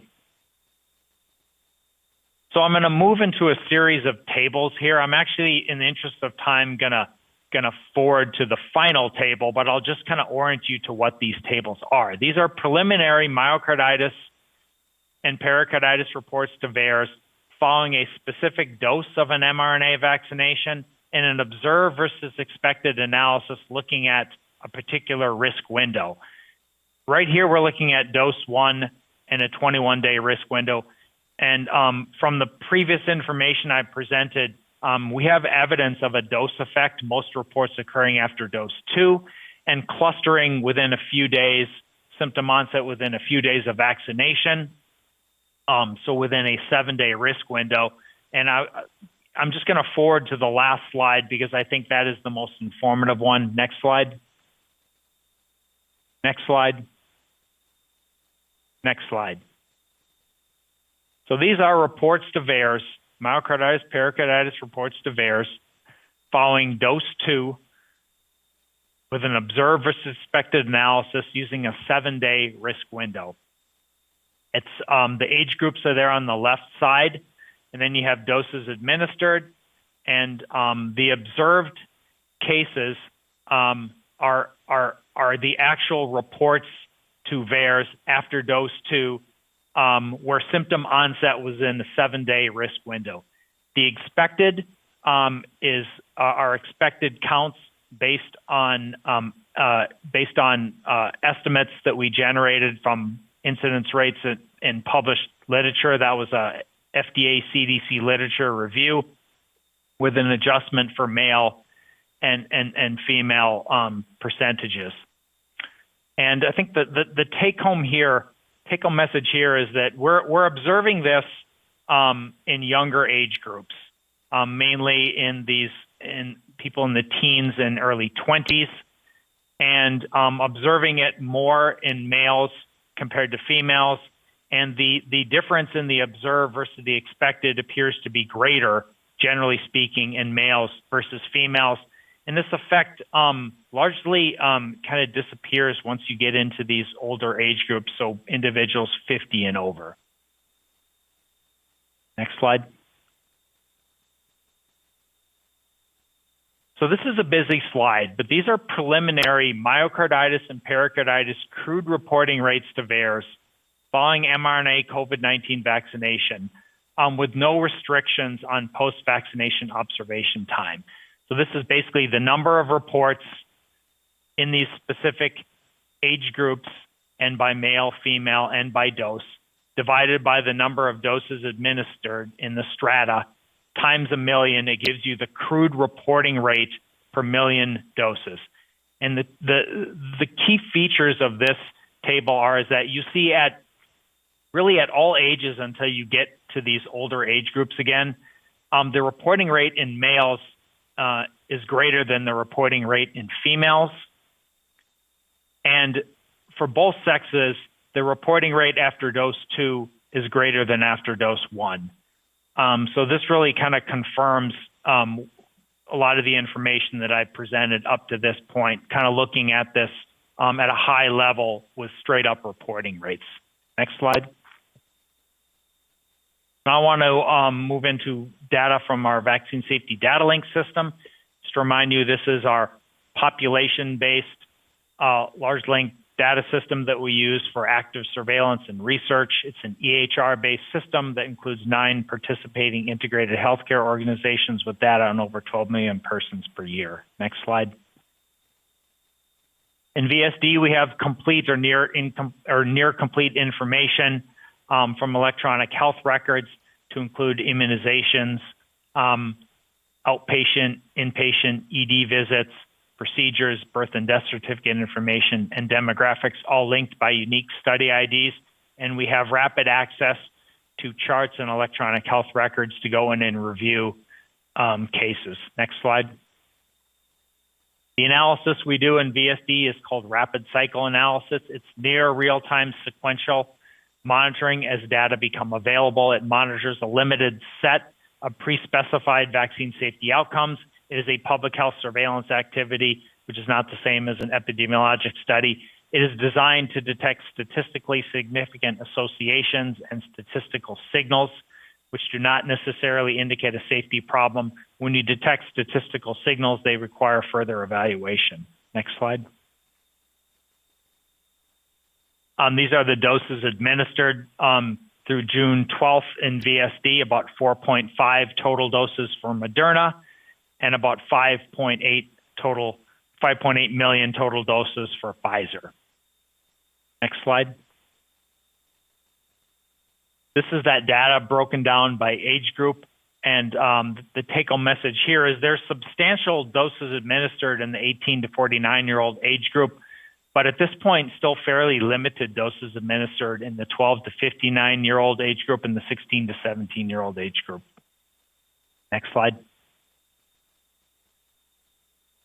So this is VSD rapid cycle analysis, overall analysis for outcome events in the 21-day risk interval after either dose of any mRNA vaccine compared with outcome events in vaccinated comparators. So this is the vaccinated concurrent comparator analysis.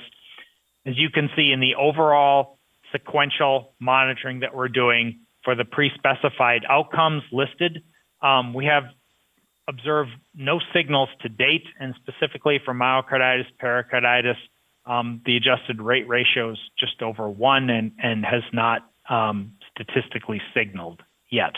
Next slide. Given what we've observed in VAERS, we went in and did an age stratified analysis. So this is really an activity done outside of the sequential monitoring. So outside of the surveillance we're doing, we went in and did an age stratified analysis. And these are actually chart confirmed events in the 12 to 39-year-old age group in the 21-day risk interval. As we accumulate more data, we can probably slice that age group a little finer.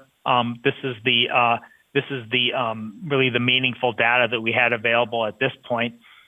And you can see for any mRNA vaccine, any mRNA vaccination for both doses combined, the adjusted rate ratio is 3.5 and is statistically significant. The confidence interval is 1.1 to 15. It's elevated for dose 1, but not statistically significant, and also elevated for dose 2 at 3.6 and is statistically significant. For the Pfizer-BioNTech vaccine, the adjusted rate ratios are slightly elevated, but none of them reach statistical significance. And then for the Moderna vaccine, the reason that the adjusted rate ratios are not estimable is because at this point we don't have any events in the control interval, so we cannot estimate an adjusted rate ratio, but these 95% confidence intervals, the lower bound for both doses, and for the dose 2 is greater than 1. And it's likely these Moderna findings are driving the overall analysis for any mRNA vaccine. Next slide. So this is the same analysis, but looking in the 7-day risk window. Again, we're narrowing the risk window because we have evidence to suggest that the symptom onset occurs within that first week. So if you look here again, similar findings for the combined analysis. The adjusted rate ratio for both doses, any vaccine, is 10 and statistically significant. It's elevated for dose 1, but has not reached statistical significance. And then for dose 2, again, adjusted rate ratio 10.8 and statistically significant. For the Pfizer vaccine now, for dose 2, the adjusted rate ratio is elevated and statistically significant, and you see similar findings there for the Moderna vaccine with no events in the control window to date. Next slide.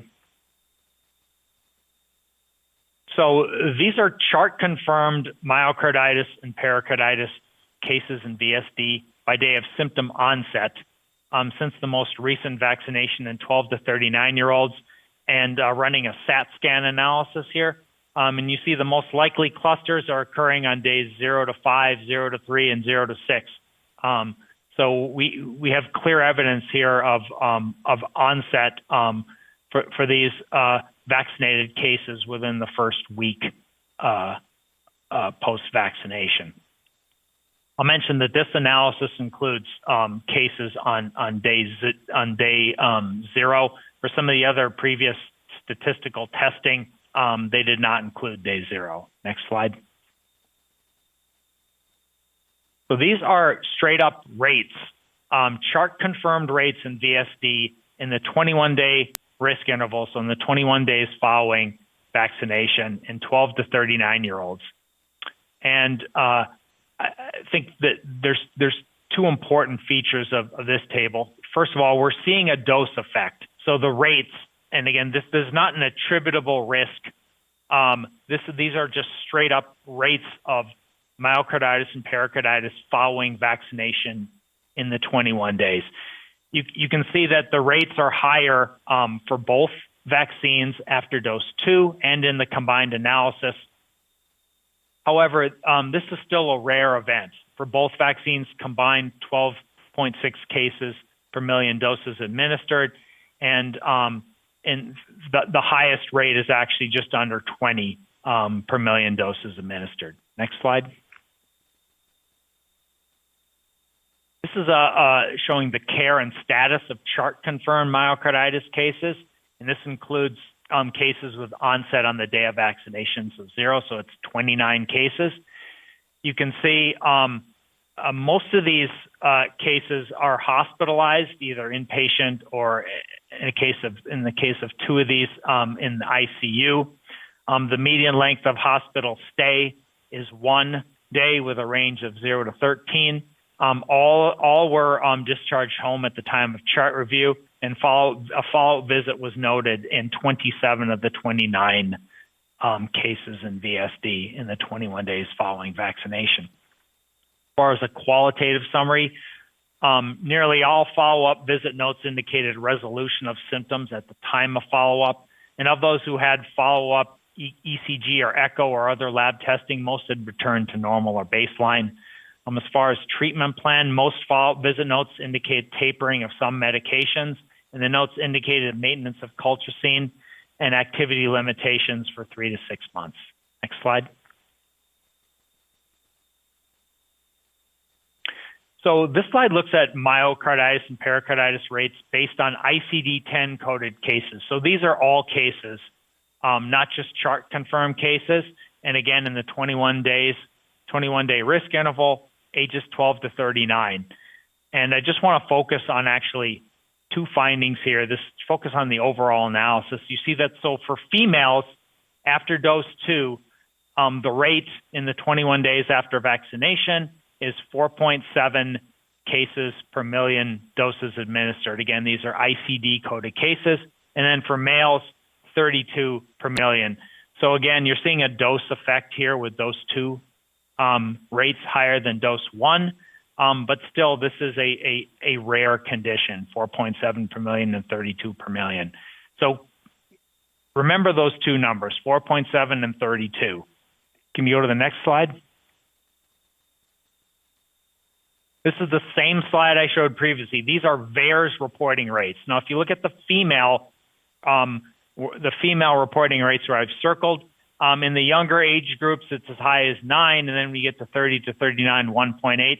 So if you smooth that out a little bit and think about the VSD rates, 4.7, it's within this range that we're seeing in VAERS. And then for males, it was 32. Again, it goes from about 66.7 down to 10. Again, if you smooth that out with the total age groups, it's probably within that range, a reasonable estimate. So we think these are pretty comparable rates when you look at automated cases in VAERS or ICD-10 coded cases in VSD, which to us is indirect evidence that the capture of these cases in VAERS is probably pretty good. So the reporting efficiency of post-vaccination myocarditis and pericarditis to VAERS is probably pretty high, and we're getting good capture of these cases by reporting primarily by healthcare providers. Next slide. Next slide. So in summary, the initial safety findings of the Pfizer-BioNTech COVID-19 vaccination of 12 to 15-year-olds from VSafe and VAERS are consistent with the results from pre-authorization clinical trials. Analysis of VAERS preliminary reports is in progress, including follow-up, applying the CDC working case definition and adjudicating cases. The preliminary findings suggest that the median age of reported patients is younger for reports after dose 2 versus dose 1. The symptom onset clusters within a week following vaccination. There's a predominance of male patients in younger age groups, especially after dose 2. The observed reports exceed expected cases, especially after dose 2 in younger age groups. The early VSD data in the 12 to 39-year-olds also suggests that there are more cases after mRNA COVID-19 vaccination with dose 2 versus dose 1. The rate of 12.6 million there's a rate of 12.6 million cases following second dose mRNA vaccination in the 21 days following vaccination, and these rates appear higher in males than females. And there's clustering within the week following vaccination, most likely within 0 to 5 days. Reassuringly, the available outcome data indicate that patients generally recover from symptoms and do well. Next slide. So as far as next steps, we'll continue monitoring in VAERS. We're going to follow up to obtain medical records, do case reviews, apply the working case definition, and adjudicate reports. We have a surveillance review focusing on myocarditis and myopericarditis in progress. We'll continue monitoring and assessment in VSD to quantify the risk and characterize the clinical features. And we plan to conduct follow-up on vaccine-associated cases to assess longer-term outcomes, those at 3 to 6 months. Next slide. Next slide. Next slide. And next slide. So that concludes my presentation. I'll be happy to answer questions. As always, Dr. Shimabukuro, thank you very much for a presentation containing a great deal of information that's clear and presented in a very meaningful way. We're going to hold questions at this time and then proceed to the vast assessment by Dr. Lee, and then we'll have questions for both Dr. Shimabukuro and Dr. Lee at that time. So, Dr. Lee, please, the vast assessment. Thank you, Dr. Romero. I just wanted to take a moment to recognize Bob Hopkins for co-leading this effort with me. He is the current NVAC chair. Next slide. So this figure is a reminder of the systems in the U.S. that have been prospectively monitoring vaccine safety, and it also reflects the partnerships across federal agencies to continuously monitor vaccine safety. Next slide. The terms of reference for the COVID-19 Vaccine Safety Technical Work Group, or VAST, remain the same. We review, evaluate, and interpret post-authorization or post-approval COVID-19 vaccine safety data, serve as a central hub for technical subject matter expertise from the federal agencies conducting safety monitoring, advise on analyses, interpretation, and data presentation, and continue to provide updates as we're doing today to the ACIP COVID Vaccines Work Group and the ACIP on COVID-19 vaccine safety. Next slide. So since December 21, 2020 until now, VAST has had 25 independent meetings to review vaccine safety data and 5 joint meetings with the COVID-19 Vaccines Work Group focused on safety issues. This timeline reminds us about the timing of ACIP votes since December, including recommendations for use of Pfizer-BioNTech vaccines in those 16 and older on December 12th, the use of Moderna vaccines for adults 18 and older on December 19th, use of Janssen vaccine for those 18 and older on February 28th, and then use of the Pfizer vaccine for adolescents 12 to 15 years of age on May 12th. As the vaccine safety data become available to us in real time, VAST has also communicated our assessments in real time through presentations at ACIP meetings or via the website. As a reminder, on January 27th, we discussed anaphylaxis following mRNA vaccines. On March 1st, we had updates on anaphylaxis and also reviewed pregnancy safety data, which was reassuring. On April 14th, data on cases of cerebral venous sinus thrombosis following the Janssen vaccine were shared. And on April 23rd, updates on safety data regarding thrombosis with thrombocytopenia syndrome, including CVST, were shared to support decision-making by ACIP. And the Janssen vaccine was resumed with a warning. At the May 12th meeting, updates on TTS were again shared at the ACIP meeting. And since our last meeting, VAST shared some early information about cases of myocarditis via the website in order to support early recognition and reporting of cases into VAERS. And today, you've just heard an extremely comprehensive review and update of the data on myocarditis following mRNA vaccination from Dr. Shimabukuro. And, the point of the slide is not only to share these updates, but also to ensure that there is a sense that that folks should have confidence in the systems that are in place and our processes, and that there is continuous and ongoing monitoring of vaccine safety for all vaccinations in the U.S. Next slide. So to review, the VAST work group met on May 17th. At that time, there were relatively few reports of myocarditis. However, we noted that the reports were predominantly in adolescents and young adults, even with those few cases, more often in males than females, and more often following dose 2 than dose 1, typically within 1 week after vaccination. The majority of patients appeared to have transient symptoms, rapid resolution of laboratory abnormalities, and brief hospitalizations, and follow-up data were limited at that time. Next slide. At the May 24th VAST meeting, we reviewed updated data and noted a higher number of observed versus expected myocarditis/pericarditis cases in the 16 to 24-year-old population following dose 2 of mRNA vaccines in VAERS using a 30-day window. And at that meeting, VAST members discussed the need for continued vaccine safety monitoring through multiple surveillance systems as vaccination rates started to increase in younger age groups, the need for multidisciplinary collaboration to provide clinical guidance about early recognition, differential diagnosis, in particular ensuring that there were not other causes, diagnostic testing, and appropriate management of persons who develop myocarditis or pericarditis. And again, the need for long-term follow-up of patients to understand the clinical course of these cases and the timing of resolution following both COVID-19 infection and COVID-19 vaccination. Next slide. A few days after, CDC posted additional information about myocarditis and pericarditis following mRNA vaccines in order to communicate transparently about what was known and what was not known on this topic. Next slide.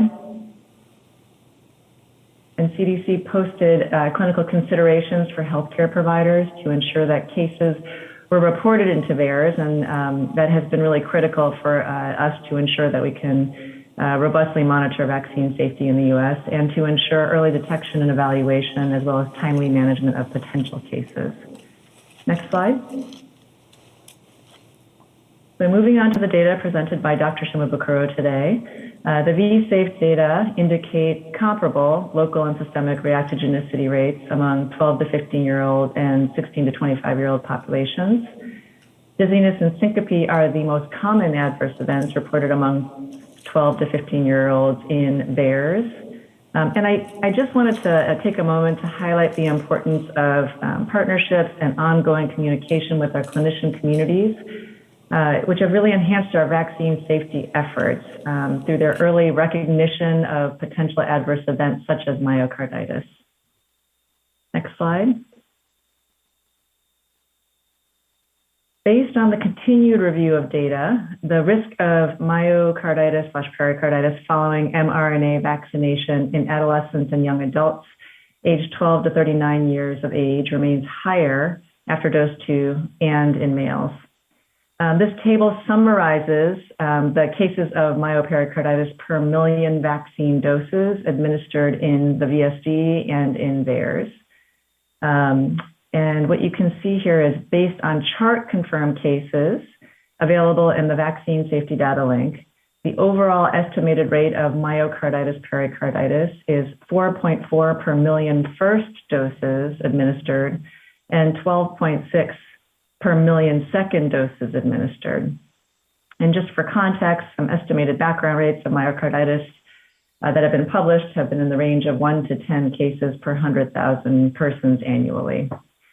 The rates following dose 2 are noticeably higher for males, with estimates of 32 cases per million doses in VSD following dose 2 using ICD-10 codes, compared to females at 4.7 cases per million dose 2 is administered. Again, using ICD-10 codes in the VSD. And I'll also note that the findings from VAERS are similar in nature to the findings from VSD. Those are the ranges by gender and across age groups within that 12 to 39-year-old range. And this gives us more confidence in these findings. Next slide. So in sum, VAST feels that the available data to date suggest a likely association of myocarditis/pericarditis with mRNA vaccination in adolescents and young adults. The clinical presentation of these myocarditis cases following vaccination has been distinct, occurring most often within 1 week after dose 2, and with chest pain as the most common presentation. Further data are being compiled to understand potential risk factors, optimal management strategies, and long-term outcomes, which we will continue to need to support ongoing decision-making. Next slide. VAST will continue to review data on myocarditis, pericarditis from available surveillance systems and ongoing safety evaluations. We will review and assess all safety data. Oh, I apologize. These are, this is a typo. We will continue to review safety data on all outcomes from these safety surveillance systems and update the ACIP COVID-19 vaccines work group, ACIP Secretariat, and the ACIP on a regular basis. Next slide. I just want to thank the VAST members who continue to volunteer their time to serve to support vaccine safety in the U.S. And our CDC co-leads, Lori Markowitz and Melinda Wharton, whose leadership of VAST has been phenomenal. And again, want to recognize the vaccine safety team members listed on this slide, as well as those not listed on this slide, as they have all worked tirelessly to ensure we can have data available to review in real time to continue to support the vaccination program in the U.S. And with that, I'll turn it back over to Dr. Romero. Thank you, Dr. Lee. Let me pull up the list and see who has questions. Dr. Bernstein, please go forward. Great presentations by both of you. Thanks. This is for Dr. Shimabukuro. Although the observed cases exceed the expected cases of myocarditis, the overall number of cases are rare events and generally mild. On your slide 36 and 37, it appeared that the Moderna mRNA vaccine might be driving the adjusted rate ratios, although there were widened confidence intervals and later on other slides. Do you feel that there's data that suggests any notable differences between the two mRNA vaccines? I think for the VSD analysis, it's still relatively early, and we're still collecting information, or we're still collecting information from the control windows. So those are still pretty small numbers, and even a small number of cases can have a pretty substantial impact on the adjusted rate ratio. So I think we're early right now in this analysis, and we need to continue monitoring and to accumulate more data. There have been cases observed after both vaccines, not just in VSD or VAERS, but in analyses from other groups as well. I think we just need to continue to monitor and collect more information at this point. Thank you. Dr. Stinchfield. Yeah, Patsy Stinchfield from NAPNAP. Thank you both for great presentations. I just had a comment and a question to you, Grace Lee. I really agree with your comment about the importance of the transparency and everyone's awareness over the last several weeks of this. it really does make a difference. We worry a little bit about, are we going to make the community nervous or have them be more hesitant to vaccinate? But in my experience, what this has done as we're doing massive vaccine clinics, it does raise questions, but it allows us to have conversations. It allows cardiologists, infectious disease, those who report to state and federal entities to have that awareness, and really just shows the transparency of our United States vaccine safety process. And the parents that I have talked to, which are numerous about this, are very appreciative of that.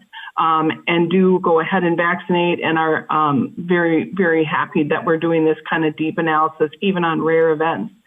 The question that I have for either you, Grace, or Tom is, in the chart reviews, did you have any sense of, was there vigorous exercise following the vaccine and in that same time period, or vigorous exercise at the time of the chest pain onset? Thank you. This is Tom. I'll just mention that we're somewhat limited in the VAERS data about how much history we get. But I mean, at this point, we don't have any evidence of some pattern of vigorous exercise around the time of or after vaccination, which might explain these events. Thank you. Dr. Daly. Yeah, I have a question for Dr. Shimabukuro, but I actually wanted to first sort of echo what Dr. Stinchfield said. I really appreciate your comments about sort of the perceptions of the process and how this helps maintain confidence. You know, I think we're all going to read a bit in the press about vaccine hesitancy, but I do think we need to keep in mind that with 63% of the population 12 and up vaccinated, that's an endorsement of confidence. I think that's an endorsement of sort of confidence in the healthcare providers that are recommending vaccines, and in the process of which this meeting is part of the process, and in the science and the scientists behind the process. So I think we need to remind ourselves that the majority of Americans have confidence in the process, and they've decided to step forward and be vaccinated. So my question is for Dr. Shimabukuro, which is, could you tell us a little bit more about the ability in the plans in VAERS for long-term follow-up of these cases, and then the ability and plans in the VSD for long-term follow-up, and then whether you're aware of any plans outside of VAERS and VSD for long-term follow-up of these cases of myocarditis following vaccination? Thank you. Sorry, I was on mute there for a second. So we're exploring the best way to follow up, to do longer-term follow-up on these cases in the two systems. With VAERS, it's likely going to involve some enhancement of the usual VAERS follow-up that's normally done, and that's done by contacting the provider or the person submitting the report and attempting to get more information on the current status of the individual. But we have the ability to do follow-up, because we can contact the individuals or both the patients or the reporters, or both if need be. The Vaccine Safety Data Link is an electronic health record system. It's an EHR-based system. So we have identified these cases, and we should be able to follow them longitudinally and make an assessment of the longer term outcomes. And we are currently in the process of planning on how to do that type of analysis, that type of study and analysis and follow up. Thank you, Dr. Hahn. Thank you. I was looking at the myocarditis diagnosis that Dr. Oster presented, and I do see there's a note that people without symptoms could be classified. I was curious if there's any effort to proactively look for asymptomatic markers, for example, elevated troponin levels or abnormal EKG findings in people who have been vaccinated but don't necessarily present for clinical care. Is Dr. Oster still on the line? Yes, I'm here, Tom. So I can say in VSD that type of study is not ongoing, but I defer to Matt if he knows of any additional work in that area. There's not currently any court effort from a CDC standpoint, but in academia, I know people are considering it. A similar study, I alluded to earlier when looking for myocarditis after just COVID, was looking for subclinical cases. So I would imagine that I know people are talking about it and are thinking about it. You raised an interesting question. But I don't know of any efforts in place yet, but I would assume that they may be coming. Thank you. Thank you, Dr. Long. Yes, a couple of comments and a couple of questions. The first is Dr. Oster showed us that the incidence of traditional myocarditis in 15 to 18-year-olds was 1.8 per 100,000 annually. And we don't, as clinicians, think of myocarditis as rare. So the first comment is what we think of as rare. If we look at the group most at risk, second dose, older adolescents, the incidence of myocarditis post-vaccine is 5 to 6 per 100,000. So I would not think about that, number one, as rare. The second thing, as a clinician, traditional myocarditis is not MISC and is not this. They all have flavors.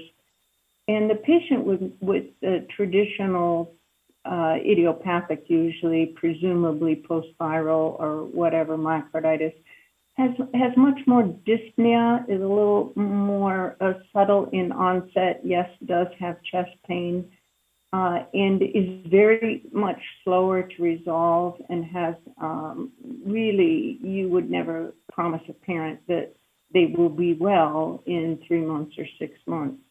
MISC is very different. They don't complain of chest pain. They have these abnormalities that make us know the heart is involved. And this syndrome is remarkable and have never seen it before.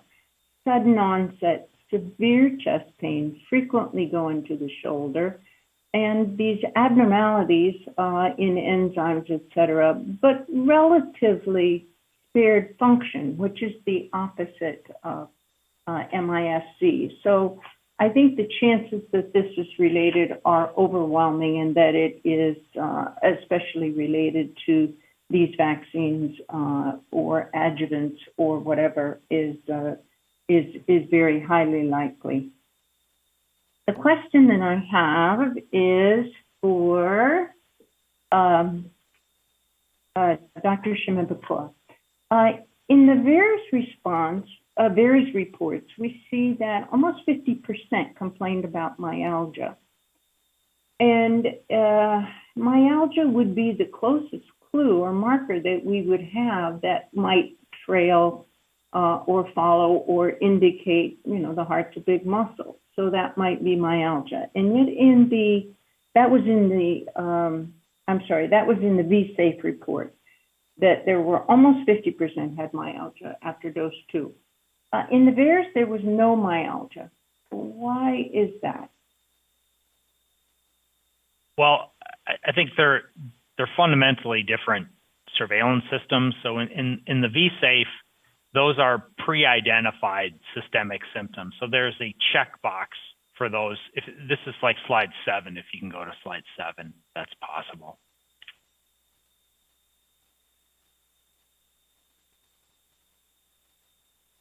So these are the most common local and systemic reactions, but there are more of these. But these are all check boxes where a person basically checks, yes, I had this, and if they had it, then they rate it as mild, moderate, or severe.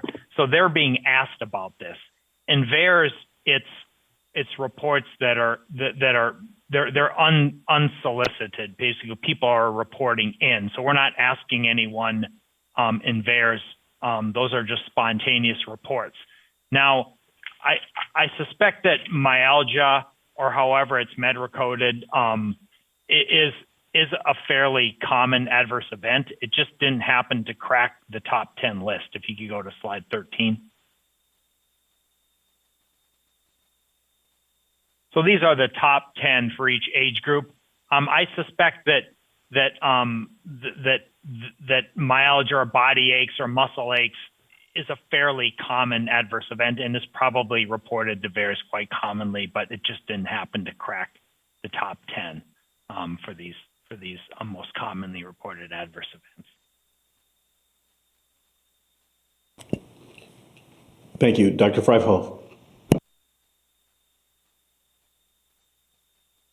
Did you say Dr. Freihofer? Yes, I'm sorry. Okay. Sandra Freihofer, American Medical Association, speaking as a practicing physician.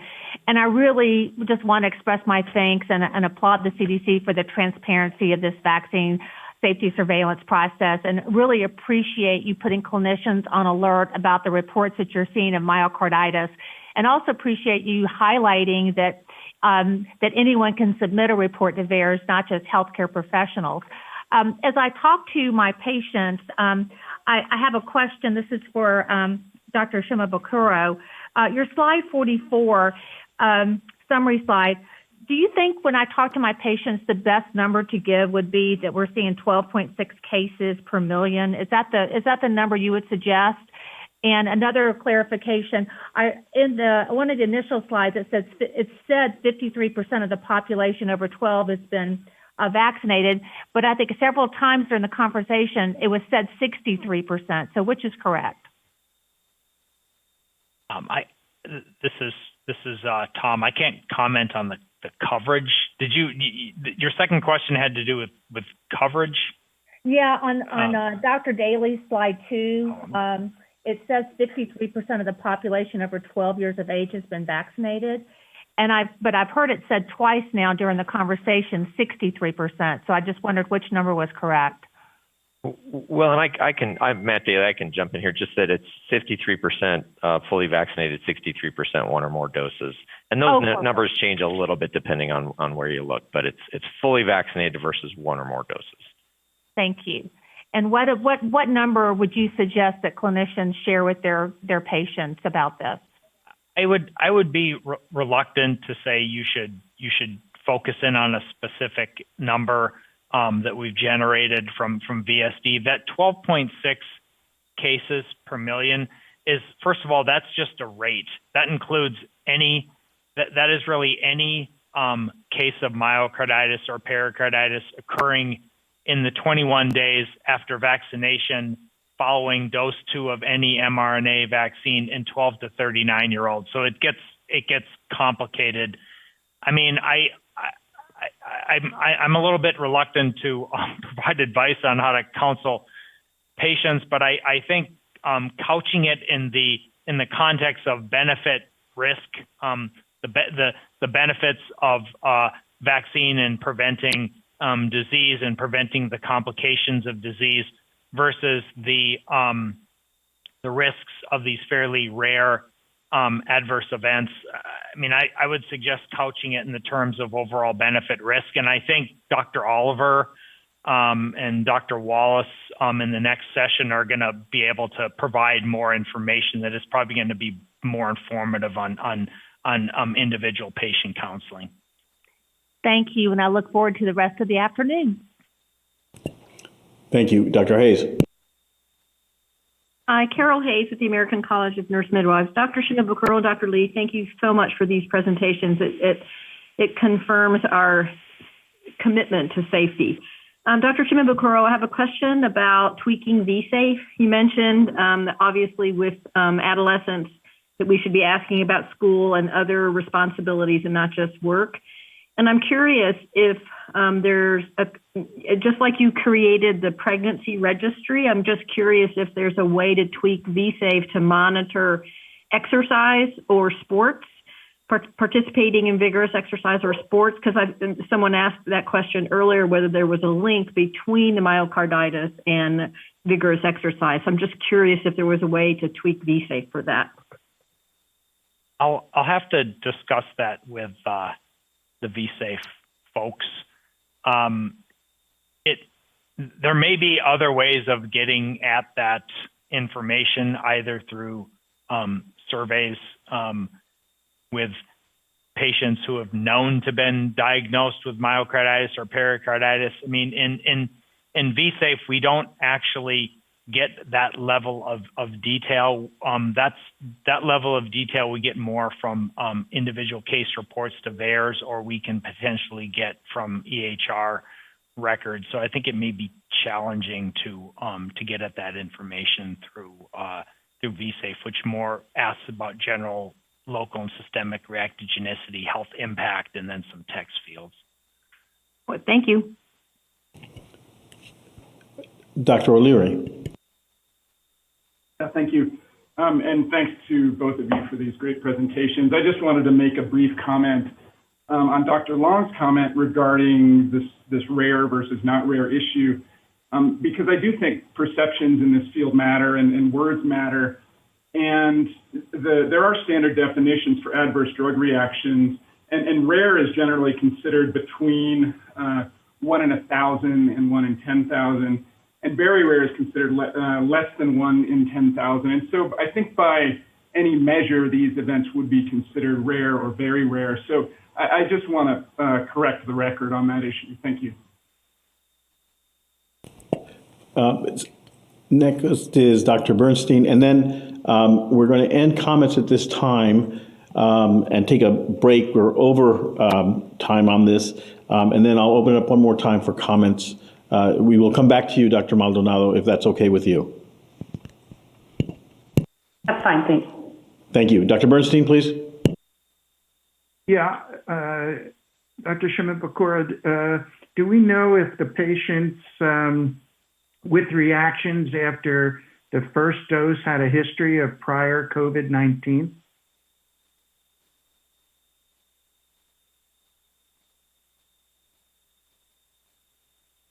Sorry, I was on mute again. That information can sometimes be difficult to get at through VAERS, but if you go to, if you could go to slide 40 of my presentation.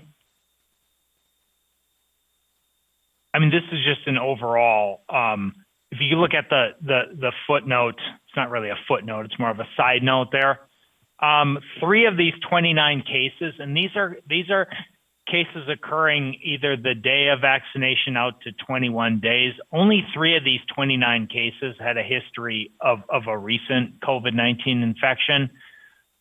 So based on, I would say, a relatively small number of cases in VSD, prior COVID infection appears to be a pretty rare event in these vaccine-associated cases. Thank you. Okay, so we're not cutting off discussion. We're just taking a break here. So let's take a 10-minute break and come back at 23 after the hour. And then we'll begin with questions by Dr. Maldonado. Thank you.